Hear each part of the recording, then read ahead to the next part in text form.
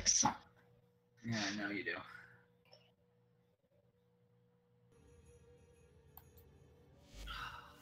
That's great. I can get a picture of that for later. All right, and welcome, ladies, gentlemen, and everything in between to Left for Random Talk, episode 10. We're here, ladies and gentlemen. We have made it to the 10th episode. Yee.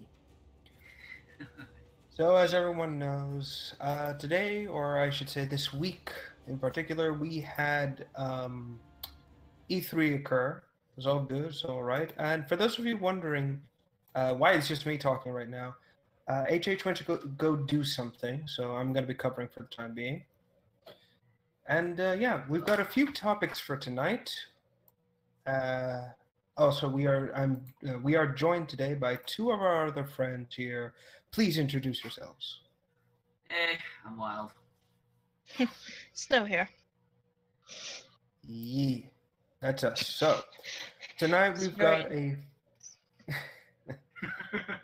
very quick Your intro. enthusiasm is overwhelming. All right. Today we've got a few topics, all game related, in relation to E3 and those games that we're going to be covering today. Now, please note, we're not going to be covering everything from E3 because if we did, we'd be here for a whole day and a half. So instead, we're just going to be covering the games we saw and some of the topic, the games we saw and the topics we have right here. So for the topics. Because obviously, about all those freaking sports games that EA puts out every year.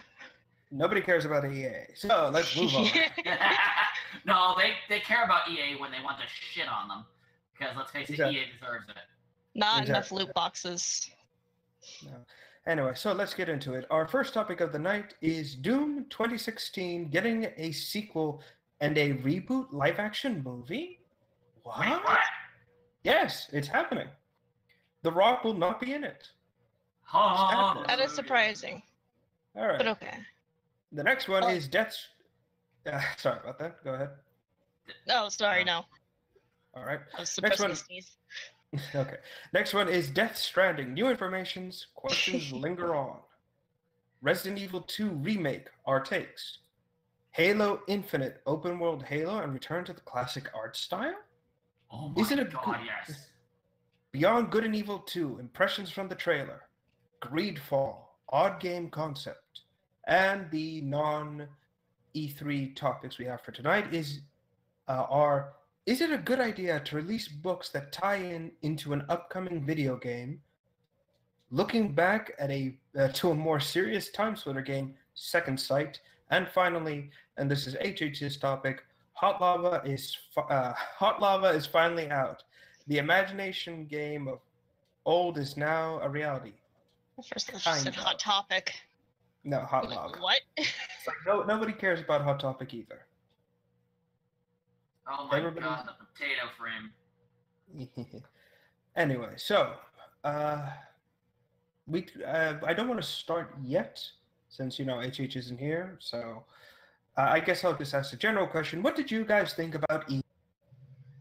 Fascinating. Todd Howard gave us enough memes. The amount of memes were probably not as many as last year, but we'll make more as we think of them. All right. You filthy meme lord. Why am I? I mean, Todd Howard was there. The obligatory memes have to be made. Why do I have to be in a relationship with the meme lord? All right, so memes will be made. Anything else? Were there any games stuck with you during this whole thing? Well, of course, I'm always interested in Death Stranding. Also known as Hideo Kojima on crack, like usual. Yeah. All right. Just give. Go ahead. Okay, silence. All right then. Fair enough. I didn't pay much. I will Go ahead. say, give him credit where credit's due. He at least has a unique vision for most of his games. All right. Let's save it for when we actually get to Death Stranding. And when we actually have HH here too. Yeah, but I did see some of the more interesting games that were being like showcased. You know, like what's the word? I have returned. Okay, she's back. Never mind then. I can shut up now. What? No, I I will was say gonna. the fact that Buying time. Devil May Cry 5 is an actual Devil May Cry instead of, DMC. Oh no, it's a DMC too. No, it's actually Devil May Cry. They've got Dante back and they've got Nero back, like they did in 4. If you know what I know from the background, you wouldn't be saying that, but I can't get into that because of legal reasons. So we're just gonna ignore that. Okay. What did I miss? No, we Nothing went much. through the intro. I did the topics thing like always, and we just kind of gave our general ideas of E3, but while Talking we were about away. mostly memes. Yeah. Not really. She I'm brought probably it. gonna be watching through this once this stream is up. Oh So, god. I'll Probably figure some it why out. it's just so I can cringe at my own voice. All right. Well, Yeah. I guess we should start with our first topic on the list: Doom 2016 getting a sequel. Woo! I'm all for it. Oh, Because boy. seriously, Doom 2016 was frickin' awesome. I know. And So I'm it's- going to say this here Wait, a now, remake or, like, or sequel or It's a sequel sequel. or what are they planning to do with the story? okay. There was a reboot for Doom in 2016 that was generally received as OMG Amazeballs awesome. It was a remake was. of the classic Doom. That's basically. Oh, it. okay. Essentially, yeah, with some things tossed in here and there, like for quality of life, that kind of thing. Oh, I'm Yes. sorry, chat. I was up. I didn't notice the chat was going. I'm sorry. I'm here now. Hi. Oh, Neither did bowler I. hats I down. saw it. Hi, Derek. Got him. Hello, Derek. Hello, Spirit of Lure. That is still Equinox. Hello, Equinox. All right. Well, at least we got people in today. Did I somebody hate donate? why are stomp mows the thing? Because I reasons. think that's just Josh. Anyway, so Doom Eternal is the name of the sequel game. And, well, from what I can tell, it's hell on earth. Literally. Oh, they're Yeah. going to Earth this go around. Yeah, everything from, again, my sources at Bethesda have told me what's going on for this game. And So all I can CIA. and all I can say about this is Hayden done fucked up. And that's it. Well, to be fair with Hayden, I like how they did him. In all honesty, I like how they did Hayden. Yeah, but like I said, if you saw the end of Doom 2016, you know what yeah. he did. Yeah, he took the fucking what was it called? Just the sword. Let's call it the sword for now. Yeah. Well, basically, to give as little as possible, he thought it would be a good idea to go to Earth and continue the experiments that were done on Mars. Oh, And as a result, Christ. well, boom. Well, to be fair, he's actually one of the few things actually safe from the demonic corruption, because Oh, no, Yeah, he but just thought because that you're safe doesn't mean you have to bring that on the rest of your people. Well, he thought that if he was on a different world and the experiments were done under his supervision, nothing bad could have happened. He has a high opinion of himself. So. Well, to be fair, That's what happened. he did, he set the standard for the company. Jesus Christ, man. Have you seen And he the man's destroyed the back- Earth. And he destroyed the Earth. So, yeah. Good job, Hayden. yeah. You've ruined the planet. Okay, Insert look- the clip of Malcolm Oh. from Jurassic Park saying just because you can doesn't mean you should. Yeah, Exactly. well, like I said, though, he, set the standard for making this shit actually work, so I wouldn't be surprised if he's like, I can do this again. Because it actually worked at first. It's just everything went to shit because of one person under him was Oh, vulnerable to the Equinox demons brings up a good because- point. It's not about this topic. What? There was another game that I didn't add to the topics, but we can talk about that in a bit. Carry on. Okay. I So, really have nothing to say another- about Doom. Just I like the old All right, games. all right.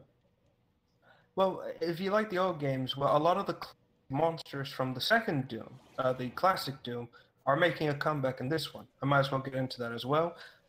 a lot of the demons are changed this time around, and it isn't like some artistic decision or any bullshit like that. No, basically, all that hell power concentrated on one place has forced the demons to evolve Oh yeah, and it would have to. change into new types. So this time around, we actually have the Archvile or Archvile demon, new enhanced demon imps, enhanced barons of hell, and the pain Kako demon this time around. The Wedo demon? Which Cacodemon? The one with the horns and the arms. Okay, Oh, because I heard yeah. something completely different. Yeah, same Of here. course I you think would, I might. dear. I think I know what you heard too. Oh, Yeah. y'all need Jesus. I mean, it's a demon. I mean, I wouldn't be surprised. There's also the return of the Arachnotrons as well. The robot spider brains are making a comeback. So everybody loves spiders. Well, no, there's a reason for them. Again, I can't get into it. All I can say is Hayden is behind it. Well, yeah, most of that He shit said was. most of it Well, was his no, fault. see, most of the shit was done by Olivia last time, so if Hayden is behind it, there's a damn good reason for it. Again, I wish I could say why he's behind it, but I can't. So. Oh yeah. Yeah. Oh god! Just gotta take my word for it on this one. Anyway, That escalated quickly. Doom Eternal, as it's being called, is actually, believe it or not, the original Doom 2016 was supposed to be Hell on Earth. Hell invades Earth. However, Not on Mars. yeah, well, basically, it was supposed to be a direct continuation of the classic Doom 2, basically. Oh, Like yeah. a sort of softish reboot with the protagonist not being Doomslayer, but some rando off the street who's surviving post-apocalyptic Earth, or I should say Armageddon on Earth. They Yeah. scrapped that concept, redid Doom 1, people loved them for it, and by God did they do a good job. Holy But this is- hell, did they do a good job. But this game is actually a return to that idea, but now being fleshed out properly, and with the Doomslayer once again behind the helm. Hey. Basically, gotta go back to your roots, essentially. Yeah, That, Personally, I'm- X-Game's A return about to run out of form. power. Just so Personally, everybody I'm knows, looking- I'm not in the same mission as him. Sorry. It's okay. personally, I look forward to where this game goes, what's going to happen, and all the new demons and designs behind them. I'm looking very much forward to it. You know, I'm sad that the excavator doesn't go all the way up to, or the excavator never thing mind doesn't then. go all the way to Z. But as far as Doom goes, I mean, like, as long as they do a decent job with the weapons, as long as they do a decent job with the animations and everything, it should be fine. I mean, they they got lightning in a bottle with that reboot. It was fan-fucking-tastic. And as long as they crush enough bugs too, or else you're gonna be memed into the ground. And your game will be nothing but a joke. yes, you don't want Like to be Duke Hunt down the Nukem. Freeman or Hunt down the Freeman. Oh god. It's like the Skyrim thing where they say it's not a bug, it's a feature. Well, Shows with a- Bethesda Shows a games, flying mammoth with a dragon 5 feet away farting fire to keep it afloat. I have seen that. That meme. That's just. Anyway, so yeah, that covers Doom Eternal. Any final thoughts on it? No. The movie Yes? was terrible. Oh, speaking yeah, of, right. The original movie was the original Doom movie was hideous. Yes. Speaking of movies, I forgot to mention it. There is a reboot live-action movie in the works. Done by Oh, what boy. company though? And what The Rock director? is not in this one, though. Huh? So The Rock is not in this one, so we're good. Have they Uh, given any word on what like studio? Yeah, like yeah, it's- Warner it's Brothers in- or Hold on. It's in Screen Rant.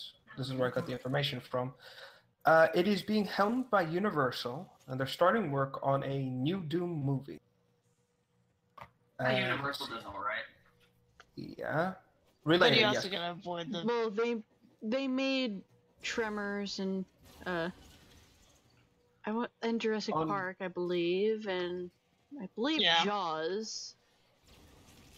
Yeah, but you Yes. also Yeah, gotta they did remember, video Jaws, game and- movies are very hit and miss. We had a Yeah. whole topic. We had a whole We had a episode. about whole it. topic about the original Doom movie too. As long as they So don't it all have that comes full director circle. again. Oh yeah, But directors. Yeah, do they know the director yet as well, or Oh, is it just? hold on, okay, I'm trying to get the information out. Yeah, yeah. Don't Sorry. Jeez, for Rev. God's sake. Here, let the man Thank speak. you. Shh. Anyways, as I was trying to say, Sorry. the information comes from actress/singer Nina Bergman, and apparently she has signed up for Universal's new Doom movie adaptation. Let's see. So far, there's not much information behind the new movie. It's all just about them. Basically, it's all just being talked about and planned around. However, there is on a related topic. Dwayne "The Rock" Johnson is likely not to make a return in the movie, since he has said, and I quote, well, sorry, not quote, since he has admitted that the Doom movie didn't work. And so he has basically admitted he despised the film at some extent. Oh yeah, So- I mean, If he was to return, he would That'd probably... that'd would- be an epic fucking comeback to that type of theater for him. If he were to return in the Doom movie, it would either be him as... Either he would try to be the Doom Slayer in this movie, which, honestly, I think he's built for it. No, Okay. Okay. Cutting in. That, like, Go ahead. quite literally, the scene where he's in his bunk with his shirt off is the only good thing in that film, according to my mom. So First yes, movie, he yeah. is built for that. He is. It's Dwayne "The Rock" Johnson. The man is like fucking jacked. Anyway, but yeah, other than that, there is no other information. There's no revealment of who the director is, but it isn't likely the fucker who ruined it, so we're good You for mean now. the guy who's ruined every movie, video game adaptation ever? Yes, that Russian I'm fuck that so nobody cares glad about. that they're aware of who we're talking about. Goodbye, Derek. Thank you for joining us. Again, Bye, Steve. like I said, I'm hoping that this movie does do well. I hope the reboot film can capture the atmosphere of the remake Doom game. And if not, hey, points for trying. Yeah, I was about to say. Yeah, I As long was as you don't sort of fuck more it up. surprised that they're actually doing it for the doing it again, considering the first one flopped. Because usually, if the movie you do flops on your first go, your studios don't like to take chances on making a sequel of it. Well, usually, Unless- or This remake is of it. technically a remake of the remake. Or this is a remake based off of the first one. It's, Exactly. Another goddamn Lith relic. But here's the funny thing. You say that, but take a look at the original 3 Batman movies, and then the Dark Knight series. The Dark Knight series wasn't too bad as far as movies go. Yeah, that's what I'm saying. It's like even if you can always come back to an idea, and sometimes it's better, or sometimes you can make it on par. Mm-hmm. Please note that I used the Dark Knight movies as an example, not the awful Ben Affleck Batman. How about we take the X-Men movies into account then?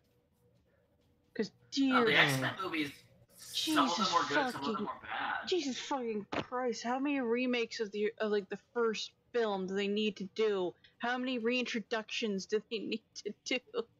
It's so annoying. Well, it depends on who's the lead, so on and so forth. I mean, this is a bit of a tangent, but what's his name? Fassbender. What's his name? You know who I'm talking about. He was like perfect pick for Magneto. Yeah, I agree. Fassbender's all right. Like As a young Magneto, I should. yeah, young Magneto. I don't know who we could have for old Magneto to replace what's his name? You know what I'm talking about? Gandalf. Yeah. Ian McKellen. That's just like the Yes. easiest way to say it, Gandalf. Gandalf. Like it's gonna break He's- everybody's hearts when he eventually goes. passes away. Oh no, But if Go ahead. He's old. I would say he's like dirt old, but he's pushing it. He can still do it. It's just he's not as spry as he used to be. It's pretty much when you get that old in terms of acting age, they're just very selective what movies they do. Oh, because they don't want to be like scheduled to be filming 3 movies at like the same time. You're old. You gotta enjoy your life. Enjoy your life as you live in luxury of celebrityness, especially. And it still has being a celebrity still has its own problems. Anyway, of course it there's something else I do want to... Let's focus on the show. Yeah. I was going to bring something else up, but whatever. Fine. Yeah, that's fine. No, what do you got? So, no, it's fine. So, moving right along, we're going to go into our second topic of the evening, and I think everyone has something to say about this one. Death Stranding. Boy. It's Hideo Kojima on crack cocaine. I mean, look at the normal Metal Gear series before, Konami fucked it up. Rev. No, you... Rest in peace of Silent Hills. What is it? You can now do the swimming pool joke. Yeah, I was about to say. So, there is a joke me, HH, and my friend Hadar have when it comes to Kojima. And that is, we believe that the only way he gets all these ideas is that he has an entire swimming pool in his backyard filled with nothing but crack cocaine.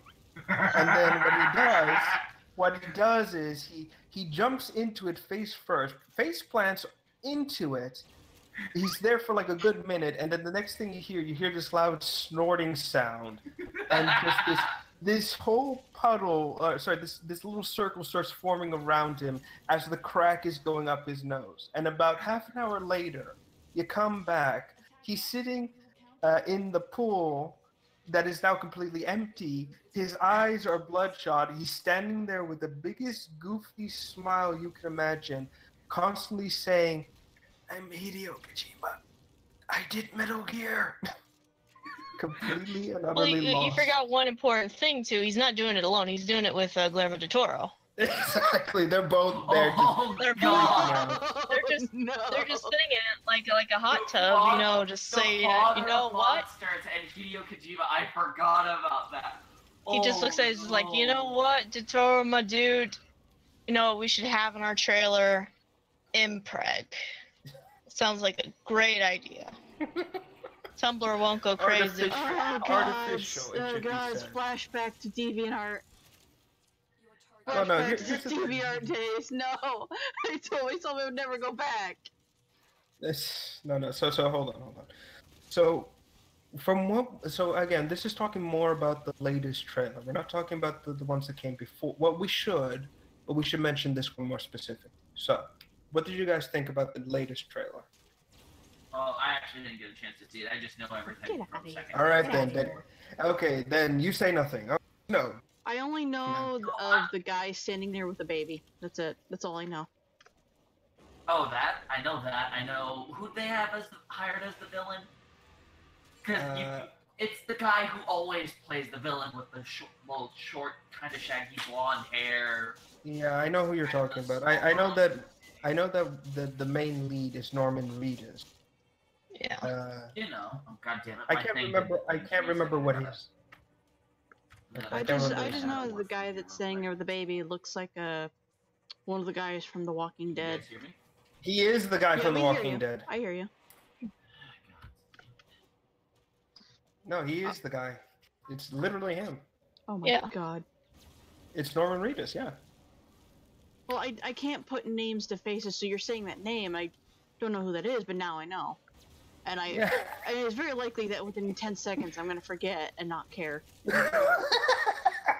Because I don't like The Walking Dead. I don't like zombies.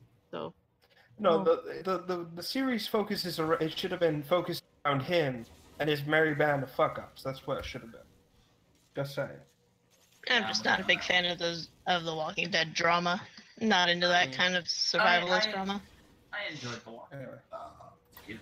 So I cannot keep a single sentence going tonight. I enjoyed The Walking Dead. My computer fucked up, but I think it was okay. I Alright, so- accidentally started a mission. Sorry. All right, so hold on. So back on topic real quick. The latest Death Stranding trailer has given us a world and given us some more information about what's going on. So, according to the trailer, Norman Reedus, actually I don't know if he has a name. Hold on. Porter. His last name is Porter. So Porter is apparently a courier of some sorts, and his job is trekking across across this whole planet, apparently, like whole fields and everything like that, to deliver something to people. You know, and it's never made clear what he's bringing, except for Maybe- one. think it's that baby. No. It's boxes and other things on his back, Oh. all the way. You know, just literally having things on his back.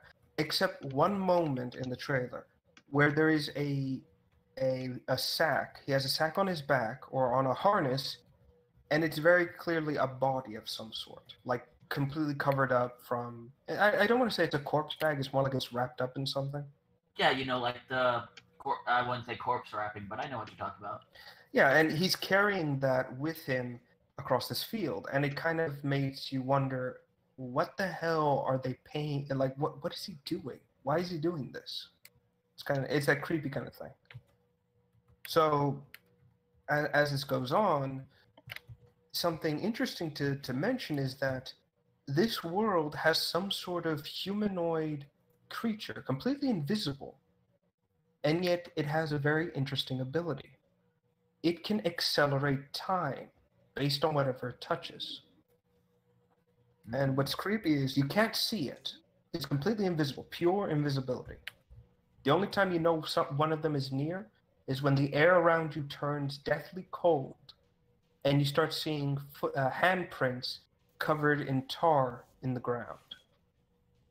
Those We haven't sounds. confirmed if that was tar or like ink or. I assume it's tar based on how inky and substance-like it is. I thought it was That's ink. right. It didn't look too sticky. Tar's sticky. Also, well, maybe it's a liquefied tar. It It can't. does Well, exist. tar is really hot too. So if the air is cold, then that stuff would be really, really hot. So maybe it is ink Okay, it I may would be not- ink. or some type of ichor, just not tar. All right, ichor. We'll just call it the ink, black stuff. The black stuff. No, No, we'll just call it. Just No. call it ichor. It's easier. ichor. So as the handprints fill up with the ichor, you know one's nearby. Now, what's interesting is that in the scene where Porter is, he's taken off his like weird, the top half of his like, what do you call it when a cleaning crew wears that thing? Hazmat suit? Hazmat suit. Yeah. Yeah, he removes the top half of his hazmat suit, apparently like to clean off or something. And as he's doing that, he's around this little patch of dead ground. And then this thing walks by and plants start sprouting up around wherever it steps. Even when it steps on a family photo of his that he was carrying, the photo visibly ages after the creature stops stepping on it.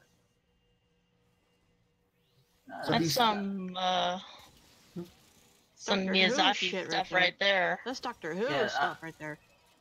I That's like Doctor it. Who / the Miyazaki stuff too. I really like Yeah. it. I personally love the idea of these things that can make time go faster. In fact, in a previous, one of the creatures attacked someone, and you saw a 20-something-year-old suddenly go to 60 in like 0.5 seconds. Huh. That's how powerful these things are. So I might have a bit of a 2 cents. It is actually Mhm. only related to those creatures, not the game. True. You remember the I'll show be back, Ben I gotta go 10 use the restroom. and that Oh, and the technical sequel to it, like where he's older? yeah, the Yeah. Clockwork Alien.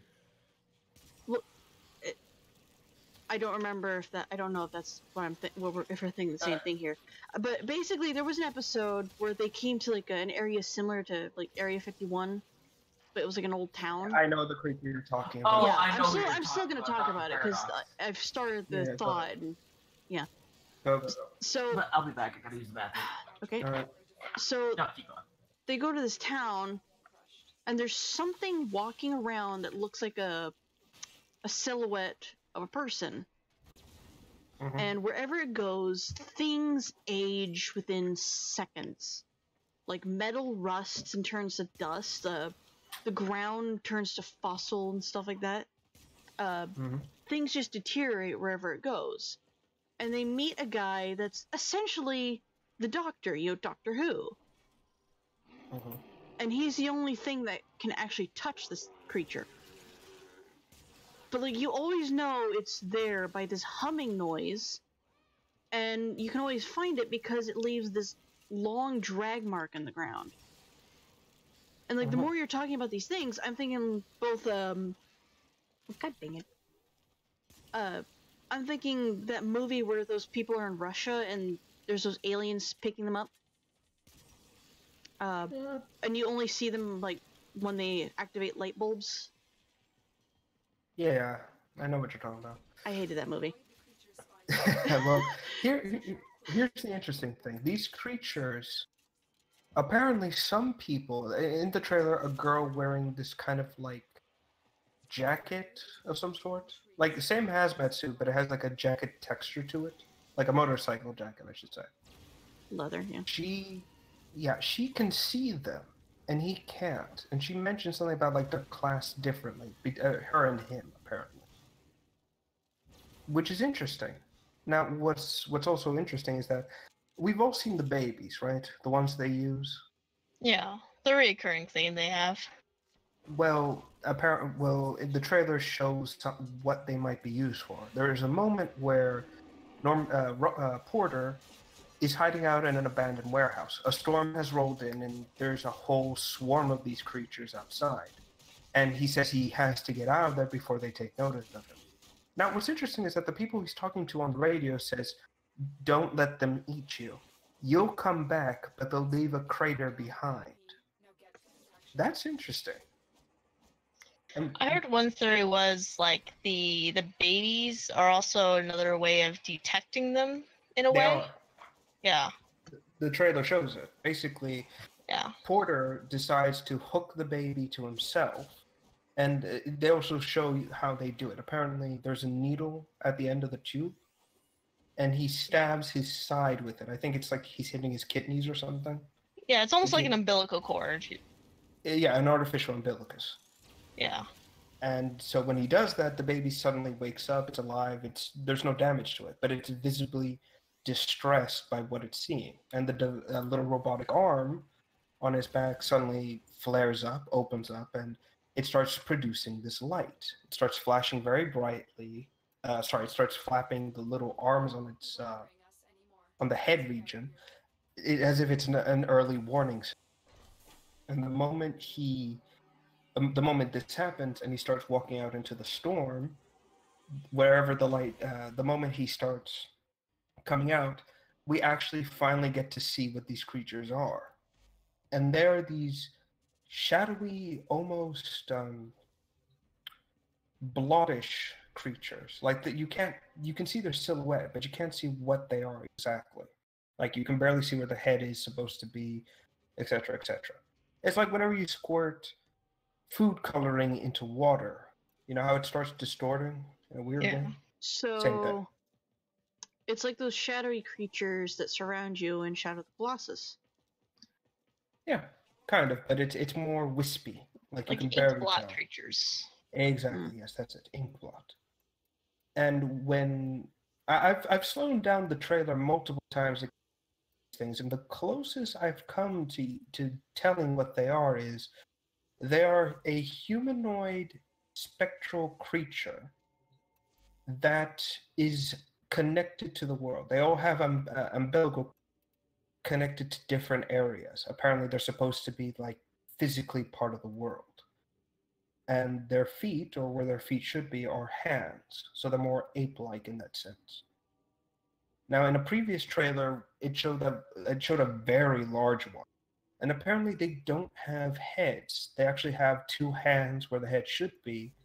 And when they go to quote unquote eat someone, the hands open up. And the next thing you know, there's a sudden, it's like a nuclear bomb goes.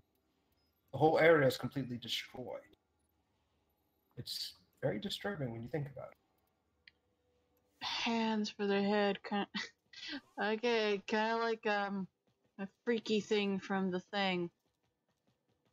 Yeah, Horrifying. Freaky it's thing from the thing. it's creepy.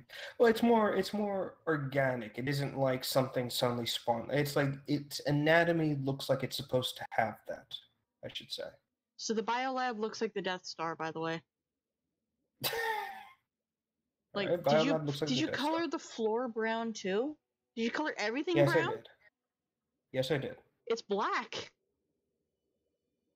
Well, apparently the lighting has fucked up. Anyway, Oh well, enjoy our Death Star room now.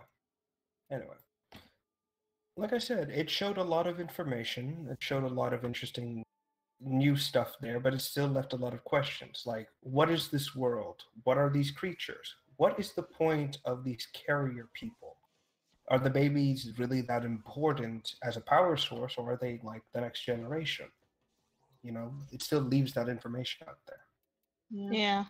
I know, like, in the first few trailers, people were theorizing, oh, is this like a world without, like, women and, humans are dying because, there's no women to... No. This trailer Yeah, shows but women. that's been proven wrong now. hmm Again, my working theory is that maybe the birth rate is so low, they're just cloning infants now. That's just my working theory at the moment.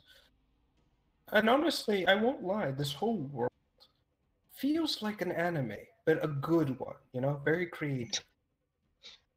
Feels like an anime, like a good one. Well, like it's a weird, surreal, very Japanese feeling world to it. And honestly, it feels in place with any kind of anime you can think of, I'm just curious on what the actual point of the game is. Oh, From actually, from what I'm I'm sure hearing, everybody is. here. I'm going. I finally found an image that shows off a moment in the trailer. This should help give some idea as to what the game is like.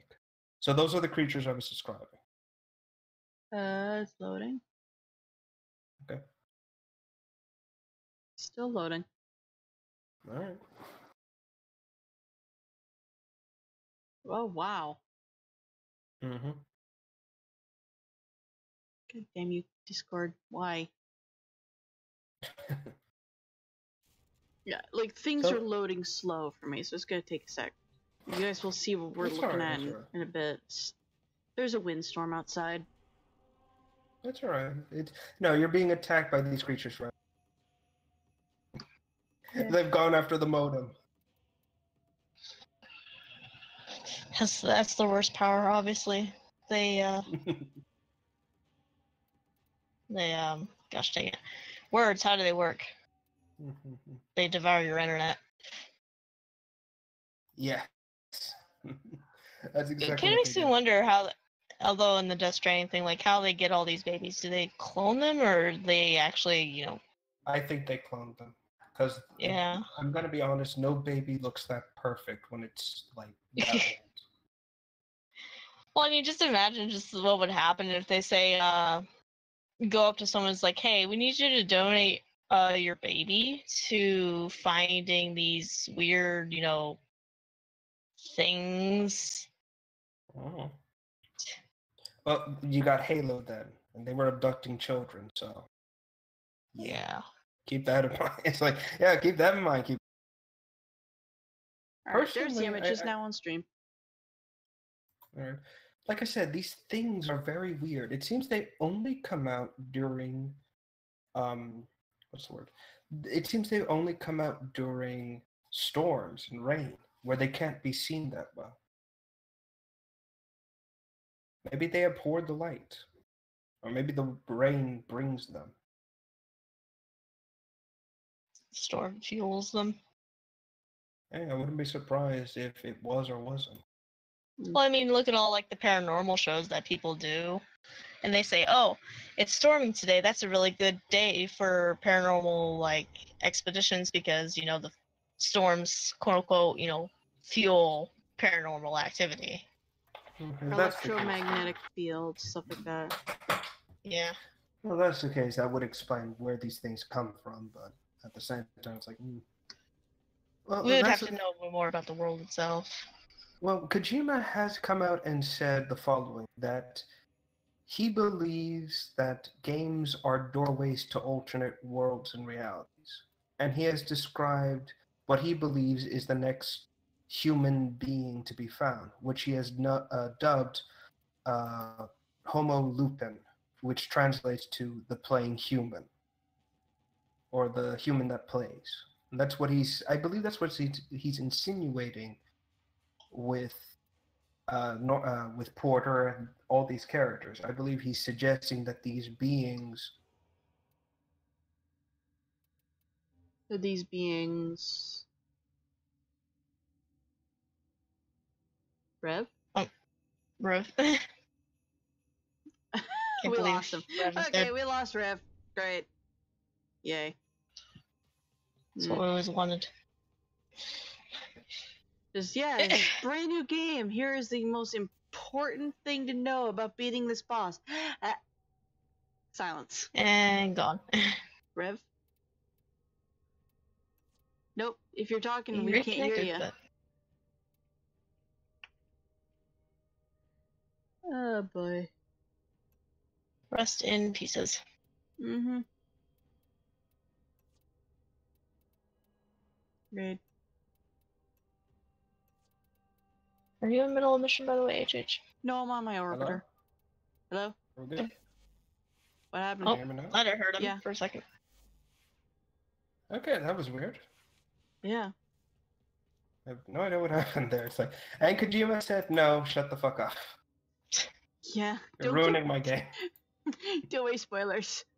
I need to refill my pool.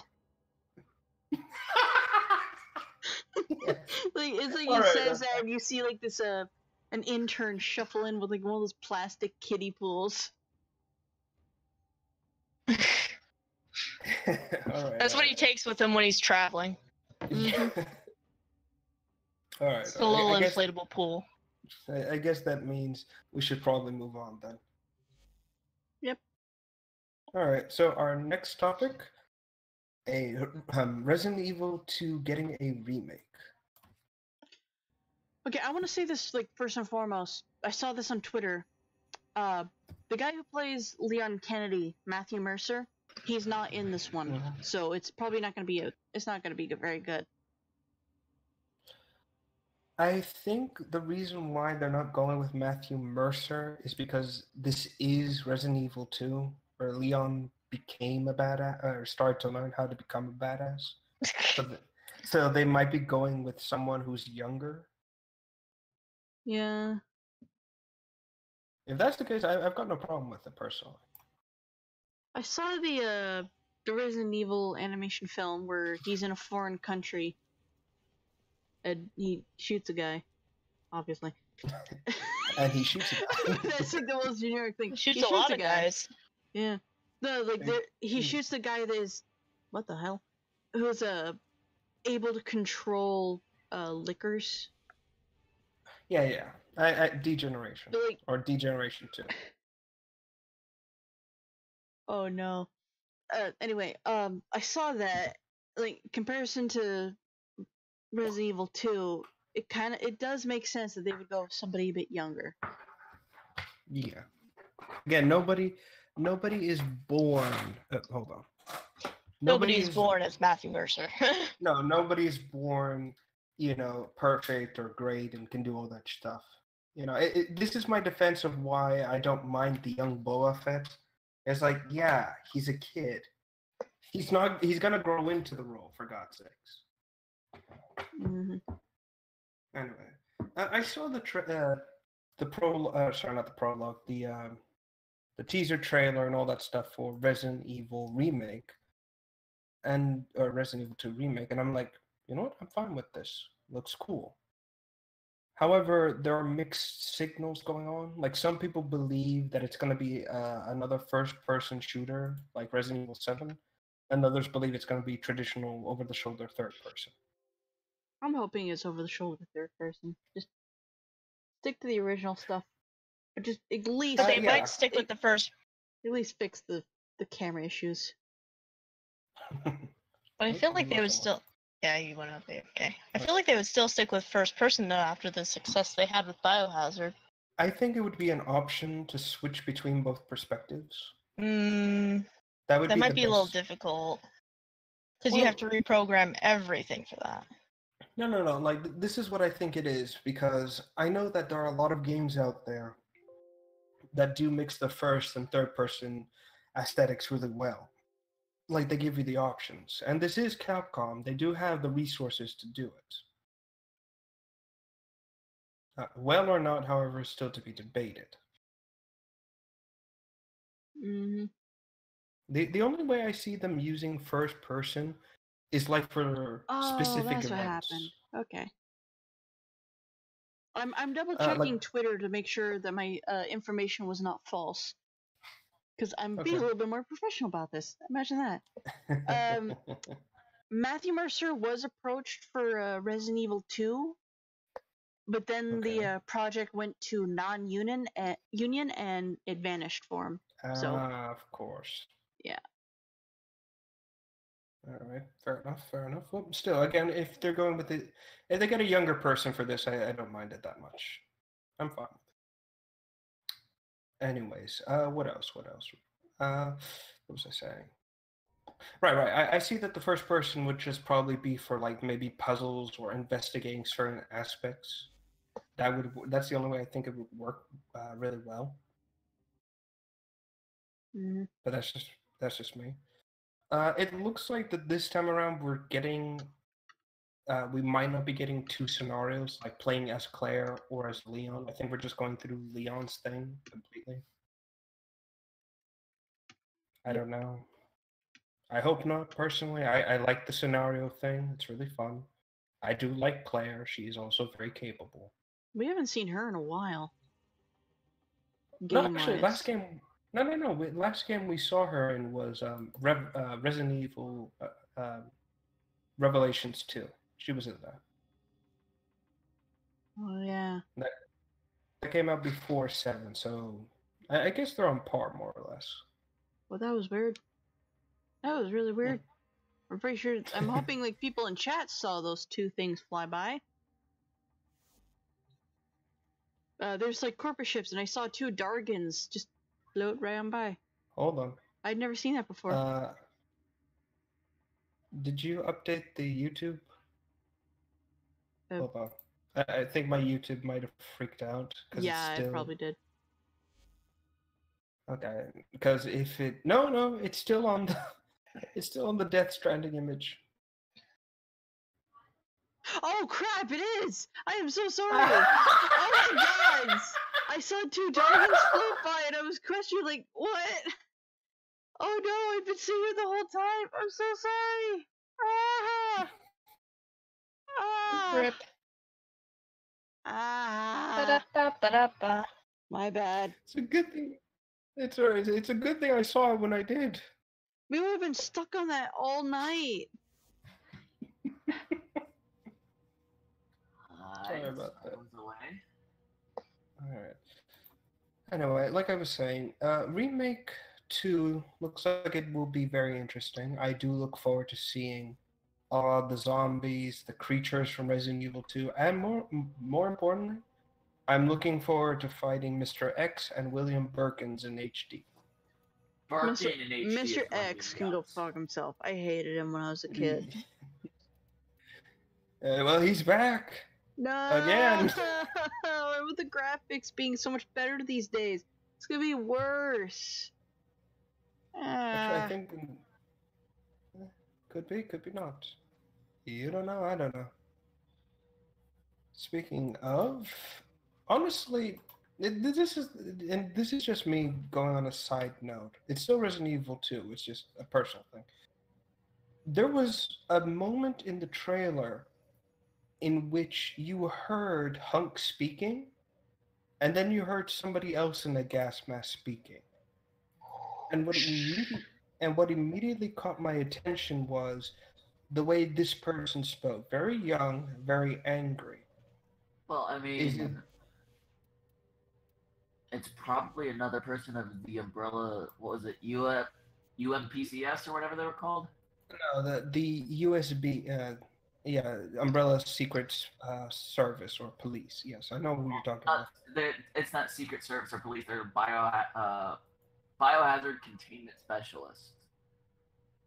Yeah, we're speaking. There are two different groups. There's the mercenaries, and then there's the specific Umbrella Security Force. Yeah. But this person that's talking is very clearly a part of the security force. They're not a mercenary because they know Hunk by name. It's either stars or the beginning of BSAA. This is what I think.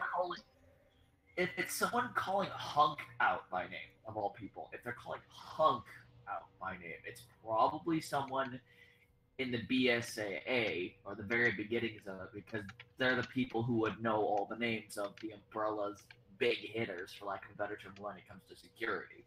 Well, here's the thing. In Resident Evil Umbrella Chronicles, there was a moment in which you play as Hunk, and someone was calling them on the radio, another team, asking for his help, and he left them to die. This is what I think it is. I think we're going to get an opportunity to play as the other team and see, did they make it out or did they all die? Well, we know that if they survived in Raccoon City, we know for a fact they're all dead in there because, the bomb got dropped. Yes, well, like I said, I think this remake will show us maybe more characters, maybe more events that happened around Raccoon City, because... Oh, yeah, there's a lot of things that did happen around Raccoon. Exactly. It would be nice to see, like, who else survived, maybe get a reference to Umbrella Corps, that team. Maybe you see them in the background somewhere or something similar, all that stuff. I wonder if they're going to adjust the bit of lore where everybody in the city was paid by Umbrella, even the children, because that was like the weirdest comment from SGB ever. Yes, I believe this is what I think it was. I think what that was it was more like Umbrella had their fingers in everything. They built Raccoon City, if I remember correctly, for lack of a better term. They were there to help everything get started. No. Basically, Umbrella came in as a pharmaceutical group, but not early in Raccoon City's development. Like, the city was still there. It's just they came to Raccoon City. They then went to Chief Bryan's, and at the time he was just a police officer, and they said, okay, we will give you power and authority. You just help us make sure we can get started. And that's what Bryan's kind of mentions as all the things I've done for them. Okay. Yeah. As for that comment about them having their pockets in, like, the children's things and all that stuff. Okay. What? What? No. Okay, let me rephrase that. Please. Like, I know you didn't say anything actually bad, it's just my brain is not here today. As for Umbrella paying off children as well, I don't think that was an actual thing. I think that's more hyperbolic. I think it's more along the lines of they paid off their parents, is the joke. Well, no, I think if they basically paid off... Well, it's like a joke and stuff like that, but basically they're saying more than one or two people Umbrella had in their pocket. You're getting further and further away from your mic, Liam. But we heard you. But sorry, that's because my mic is like right behind my laptop, and I'm using my snowball mic. Why do you put it behind your laptop? So it actually stays upright because bad kickstand. Okay. Isn't that what you had like the tape for? No. You can always do what Markiplier did and put it in a shoe. In a shoe. Behold, the dreaded shoe. Yeah, stick it in your boot. Stick it in your boot. It actually worked for him. I think I know he doesn't do that anymore, but I know he did it for a long time. Oh God. Sedna. Well, I need to rank up Warframes, stuff like that. Carry on. Okay. I know.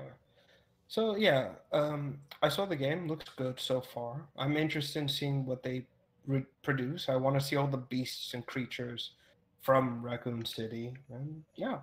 And if this does well, go ahead. When you said some of the critters and monsters in Raccoon City, there were like more than one or two versions of the hunters in Raccoon City. That's Resident Evil 3. Oh yeah. Resident Because Evil 2 only had the lickers. Yeah. Oh, the lickers, the zombies, the dogs. Yeah. Again, it was a lot of reused assets and yada yada yada. No, yeah, I'm you not gonna- were right. It was Resident Evil 3 that had, what were they, the Gamma Hunters or whatever it were? That they Yeah. were just like giant killer frogs. Yeah, They which also actually had, is they what also I was. had those large monkey things. Oh, and Zero, bug though. things. Yeah, no, that's remake 1 and that's 0. Those things Um, didn't appear in Resident Evil in Raccoon City. Are you sure? Because I read the book. They No, probably had them, but we never saw them in the games. yeah, no. In Resident Evil 2, they weren't there. They was in Resident Evil 3 with Jill. Yeah. And what's his name? that they Jill showed up? Sandwich. Well, that's what I was getting at. If Mm. this remake does well, we might see a remake of Resident Evil 3. Hey, as long as it doesn't have tank controls. Good God. Hey, I like tank controls. You fuck off. Nah, I'm just giving you shit. The tank controls are actually pretty cool. They help with the horror elements of the game. They had their moments where you got frustrated at them, but they helped with the horror elements. Post of the migration in game. progress. Oh God, I heard that. All right, So- I think that covers everything for Resident Evil. Any final takes on the remake? What we want to see? As long Just as be they clear, don't is my fuck audio up. okay for you guys? Like as I'm talking? Yeah, Yeah, you- it only glitched out when the host migration happened. Okay. Yeah. Yeah, We'll wait for you. Yeah. but Um, Also, who's Equinox again? Last Equinox is a mod for both the chats. My 2 bits about this Okay. remake. Mm-hmm. I grew up watching my dad play Resident Evil down here in this basement on the PlayStation since we moved in. It's the only thing that kept me going when I was that young. And my mom hated my dad for it. Well, But I yeah, have a it's lot- little kid in horror games. But I have a lot of love for the game, and I hope they do it okay. I hope they do it right. I think they will. They have a good track record when it comes to remakes. Yeah, the Resident Evil remasters have pretty much all been perfect, spot on. Oh, I It- probably it's should have played literally somebody just- else. It's literally just the same game code, and the textures and everything just gets an HD remaster. That's about it. Yeah. But Hey, Resident I'll Evil look 2 at it. is... I look Resident at it this way. Oh, go ahead, man. Thank you. Resident Evil 2 is the only one I think is being remade from the ground up. That's the only one I think it is. Well, the code is so old. I might be glitching again. The code is so old, and the sheer hardware difference between what was it, PlayStation 1? It's PlayStation 1, yeah. Yeah, from PlayStation 1 to frickin' current generation consoles, the hardware difference is You say that. absolutely massive. Well, But you you can say still update code and everything, but you gotta do some rework. no, but you say Well, that, but the Resident Evil 1.5, the What beta fuck for is Resident Evil, going on? but the beta for Resident Evil 2 basically is still out there, and that thing still runs fantastically well. You know, save for a yeah. few broken things here and there, I should say. Well, that's beta work. Like Yeah. betas, as a general rule, don't work the best. Yeah. That's basically. I mean, they're meant to be there for like speaking from someone who's had some experience with betas and, heaven forbid, NDA alphas. Mm-hmm. Well, like I said, Those I'm kind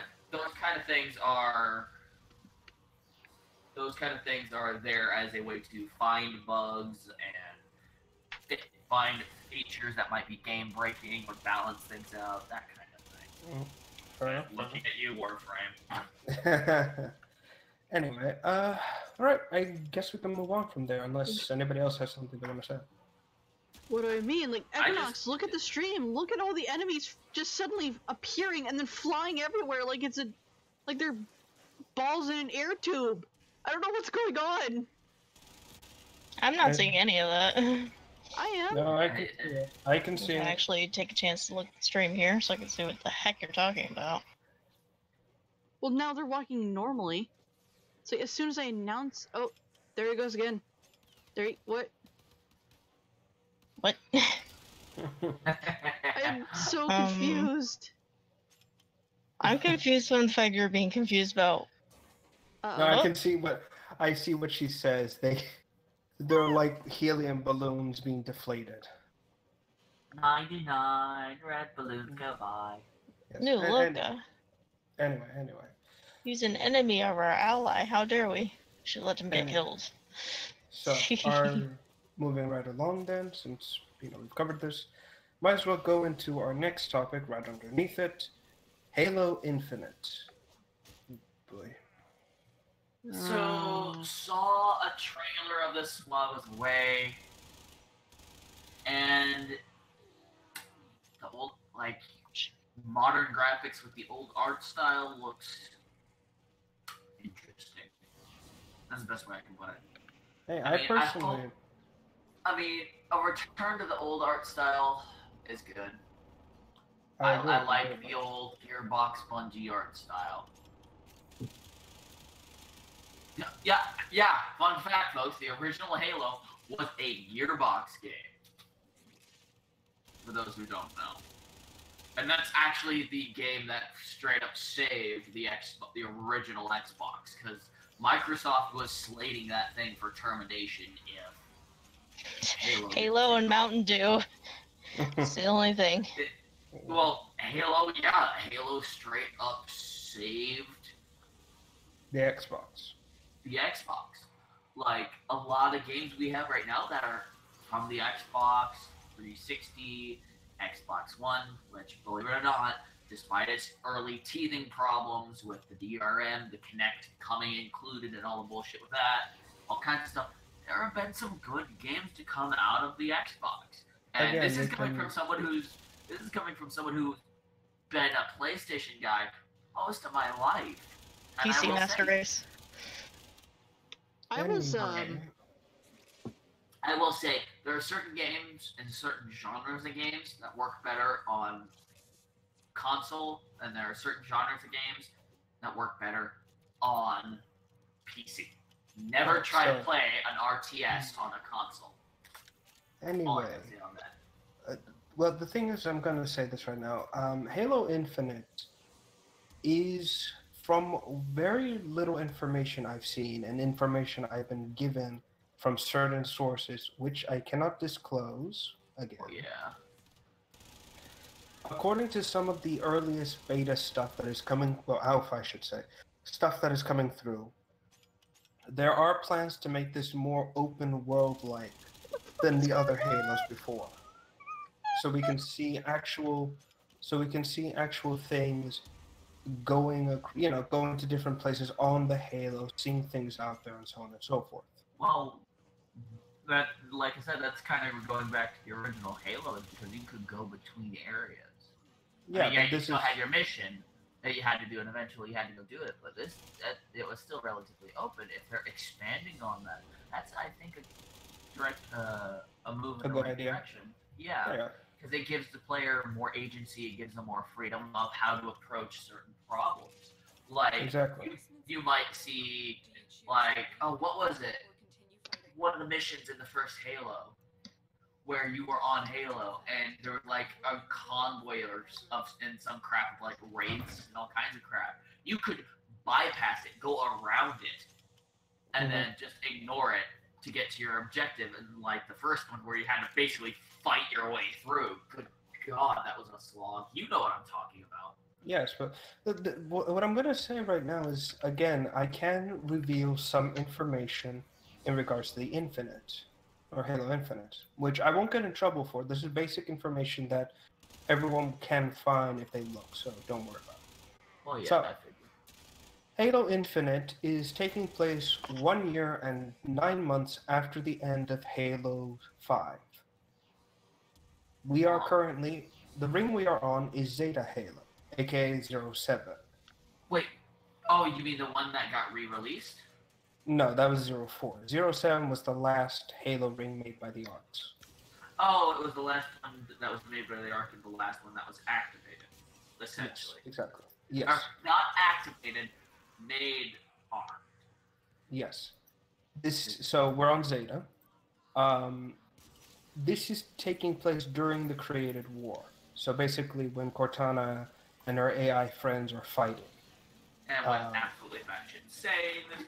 There's a million attack theories on The that. equipment we are all using this time around, according to, again, my sources, the explanation for the art style shift yet again is that, and this is information from Halo 5 when you use the Reach armor, and that is the current armors that everyone's using is vulnerable to AI control. Like they can shut down life support, or they can actually take control of the suit and basically use the person as a meat puppet. Well, see, back in, if you read the books, one of the things that the original, not the original armor, the remake before Reach fell, when they remade the armor, one of the things that they did was they made it so because the ships that the UNSCUs have, like AI matrices and stuff like that, right? What they did, because this was to bring an AI on board for the mission for like tech support and hacking and stuff like that, have an AI specialist in hacking and stuff like that on your fingertips, almost literally. Fantastic if you think about it. But what they did was they basically took that interface layer from a ship, shrank it down, and sandwiched the circuitry in between the armor and stuff like that. Yes, but this is what is being used right now, is that the armor and equipment being used, or at least the armors, are old Spartan armors which have been updated and upgraded to fight the AIs. In the final bit of the trailer, the AI chip that you see the Chief put into his head is actually been redesigned specifically to act as a kind of AI prison. So if an AI tries to take control of the armor, it gets into the chip. No, it gets locked into the chip, and you can remove it without any. Yeah, that's what I mean. It gets firewalled into the chip. It can't go out without frying itself. That kind of thing. Exactly, and I believe that's a pretty clever way of reintroducing old concepts. It's very smart. Well, yeah, it's the whole one-way trap deal. You go in, but you sure as shit ain't getting out. Exactly, and overall, I like what Infinite's going for. I also like the fact that we actually will see more wildlife in the game. However, I'm not a fan of basically the alien rhinos. They look stupid as hell. You mean the big upright, like, lumbering things with the arms that would bitch slap you on Reach? I would have liked to see those actually on the head. I'm not a fan of these weird. I'm gonna be honest. The rhinos look like Bobby Russo. Flat out, they do. Who? Bobby Russo. I'll show. Hold on. But, like, again, I can't put names to faces if you're talking about actors. Like, no. We're talking about animals. Yeah, but I'm just sitting here like, just imagine like those big ape things are in the games. Like you get cornered by a bunch of hunters. It just appears, bitch slaps away, gives you the thumbs up, and runs off. It's like that moment of like, what the fuck just happened? Why keep going down? Because I am a rank 9 Warframe on Sedna. I know. Oh God, why did you do that to yourself? Anyway, so those are kind of the animals we're gonna be seeing on the ring, and I'm not a big fan of it because it looks too much like an animal on Earth. Well, and I believe this is the problem about the Halo games. It's always been we have this gigantic universe to explore and do whatever, and yet for some reason, the most creative creatures that are mentioned are in books, and those that are shown in the games look way too much like Earth animals, and it just gets annoying after a while. It's like, come on. I think that's more like engine limitations originally. Now it's just them being lazy. Yeah, but now that they have the technology update, like I said, this is them being lazy. Yeah, exactly. It's like, okay, we've got all this. What are we gonna do? Put a bore in? Really? Well, something you gotta remember though is with the lore with the Forerunners. They did catalog species and so on and so forth. So this might just be the logical conclusion of them cataloging a shit ton of different species, as some of the species might be from Earth and they got released on certain biospheres. Actually, yeah, but that's only a handful of rings. And keep in mind, the Ark was the bigger, gigantic zoo, basically, of space. Well, yeah, but the rings got put out there, so there might have accidents. It might be accidental. There might have been accidental. Well, I think we can all agree on one thing. The Forerunners were fucking... They really were. Let's put it out there. They were fucking stupid? Yes. Well, they really were. No, see, when ancient humanity and the Forerunners got into it, they didn't pay attention.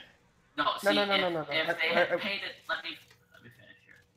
If they had paid attention to how humanity was fighting, like, they were using scorched earth tactics in such a way that it wasn't making sense. No, I'm not talking about that. I'm talking about after it was all... They bring out the weapons to destroy an ancient parasite. What did they do? They save the ancient parasites. It's like, what? Oh, well, no, what they did was... No, what they did was they wiped everything that could host the parasite and made it so that if they had the samples for future study. But it's like saying I've cured AIDS by nuking the planet, so I'm going to save a vial of AIDS for the future. What? No, it's in case it comes back. They have something to. No, listen. It's like the same thing with smallpox. It's like the same thing with smallpox. You keep. Yeah, we still have a sample of it. Yeah, we even have a sample of the Black Plague. Yeah, there are some places that still suffer from the bubonic plague. I think there was a recent case where someone actually did get called in for the plague, like sometime this week. Okay, then this is what you do. You get all those people, you shoot them into space, and you shoot the plagues too. There. We're done. We're finished. Let's not bring this back. No, we're gonna be stupid and just keep fucking with it. Again, this is the flood. It's not that they're messing with it, it's that they're studying it, they're understanding it. Yeah. Okay, fine. This isn't going to turn into something from Resident Evil. Okay, fine. The only bad thing that would happen is if some other superpower managed to get their hands on it and make a biological weapon of it. Yeah. Especially if it's one we haven't gotten immunizations for. Okay, fair enough. Okay, fine. I'll concede with the real world virus. Fine. But we're talking about the flood. A parasitic organism so lethal, we had to nuke the galaxy. Why not just leave the just let them die? Oh, God. Don't save anything. Just let it die. There's another Nox. So much. What if it can cure cancer, though? Fuck off if it can cure cancer. I'm sorry, but at that point, the cure is worse than the fucking. The cure is worse than the frickin'. Just know. You know. Just destroy the flood. We didn't need to save this. Again, like I said, Forerunners, fucking stupid. Incredibly stupid. Dumber than a sack of potatoes. Hello, Elbow. They deserved. You know what? They deserved extinction. They really did. It's like the universe is better off without them. Fuck you. Fuck you. Fuck the whole planet. Nuke it again. From orbit. We're done. Fuck this place. Okay, I got a little confused here. First you say nuke the universe, now you're saying nuke the planet. So how do you nuke the universe from orbit? This is what you do. You grab the planet and you throw it into the nearest sun. That's what you do. There you go. Just take the entire planet and throw it far away. So another thing that happened at E3, not necessarily big presentations, but freaking DE had their whole shtick with the sacrifice trailer. Oh, yeah. That is a topic. I am willing to bet dollars to donuts. They actually, fine. We're gonna start the Halo stuff. Going on to DE's a little stunt. I'm willing to bet dollars to donuts that they announced the sacrifice would be coming out this month. Remember that message, everyone? This week. Yeah. Well, according to a post they did 8 hours ago, they said it will be coming out this week. No, I'm talking about the original, like when it first. Oh, okay. I was about to say. Yeah, so they first said it's this month, and then a few days later, roughly, give or take, they push it back to June, and then suddenly it's coming out this week. What? I don't know. Steve, what are you doing? What are you doing back there? Come on. Cocaine? Copious amounts of cocaine? No, he's, apparently he's He obsessing discovered over the the swimming particle pool. effects. He Yeah. Discovered Kojima's swimming pool. Oh, that swimming pool is getting filled with people now. I mean, why not? It's now Kojima, Guillermo del Toro, and Steve. Next we need That's a Dave. lot of We just need cocaine. Dave. Oh. I bet like by now it's an Olympic pool. Have they ever That's actually, a lot of cocaine. out of curiosity, have they actually said who voices Ballas yet? The actor's supposed to be at TennoCon this year. Well, Okay. whoever he is, Hold on, I'll look it up real quick. he does a good job. And like how everybody is just, I don't Everyone know. dislikes him. Just really Everyone- hard. I don't Well, know. they don't Everybody like just keeps talking Ballas. about his arm. He stole They- Space Mom. Everyone's talking about we his all weight know level. what my hope is for Ballas. We all know. We all know this. We kill his ass? Slap him in No. the face. Ballas has a giant arm. I just want him to slap somebody with it. That's all I want. That is all I want. That's gonna be. That's the final. That's the final boss stage. You knock out all his like magical, void abilities, so he's left with just doing physical damage. So he's just slapping you with his arm in a last-ditch attempt to stop you. He just has to spin in Yeah. a circle with that arm. He's basically playing helicopter with the jump rope. Helicopter, Those jump helicopter. ropes, those jump ropes hurt like hell. Oh, I know. I remember back in the day, those fuckers. It was a hurt. whip for children. That's what it was. Yeah. Pretty much. All right, let's see here. Okay, hold on. Let's see. Okay, here we go. So, voice actor.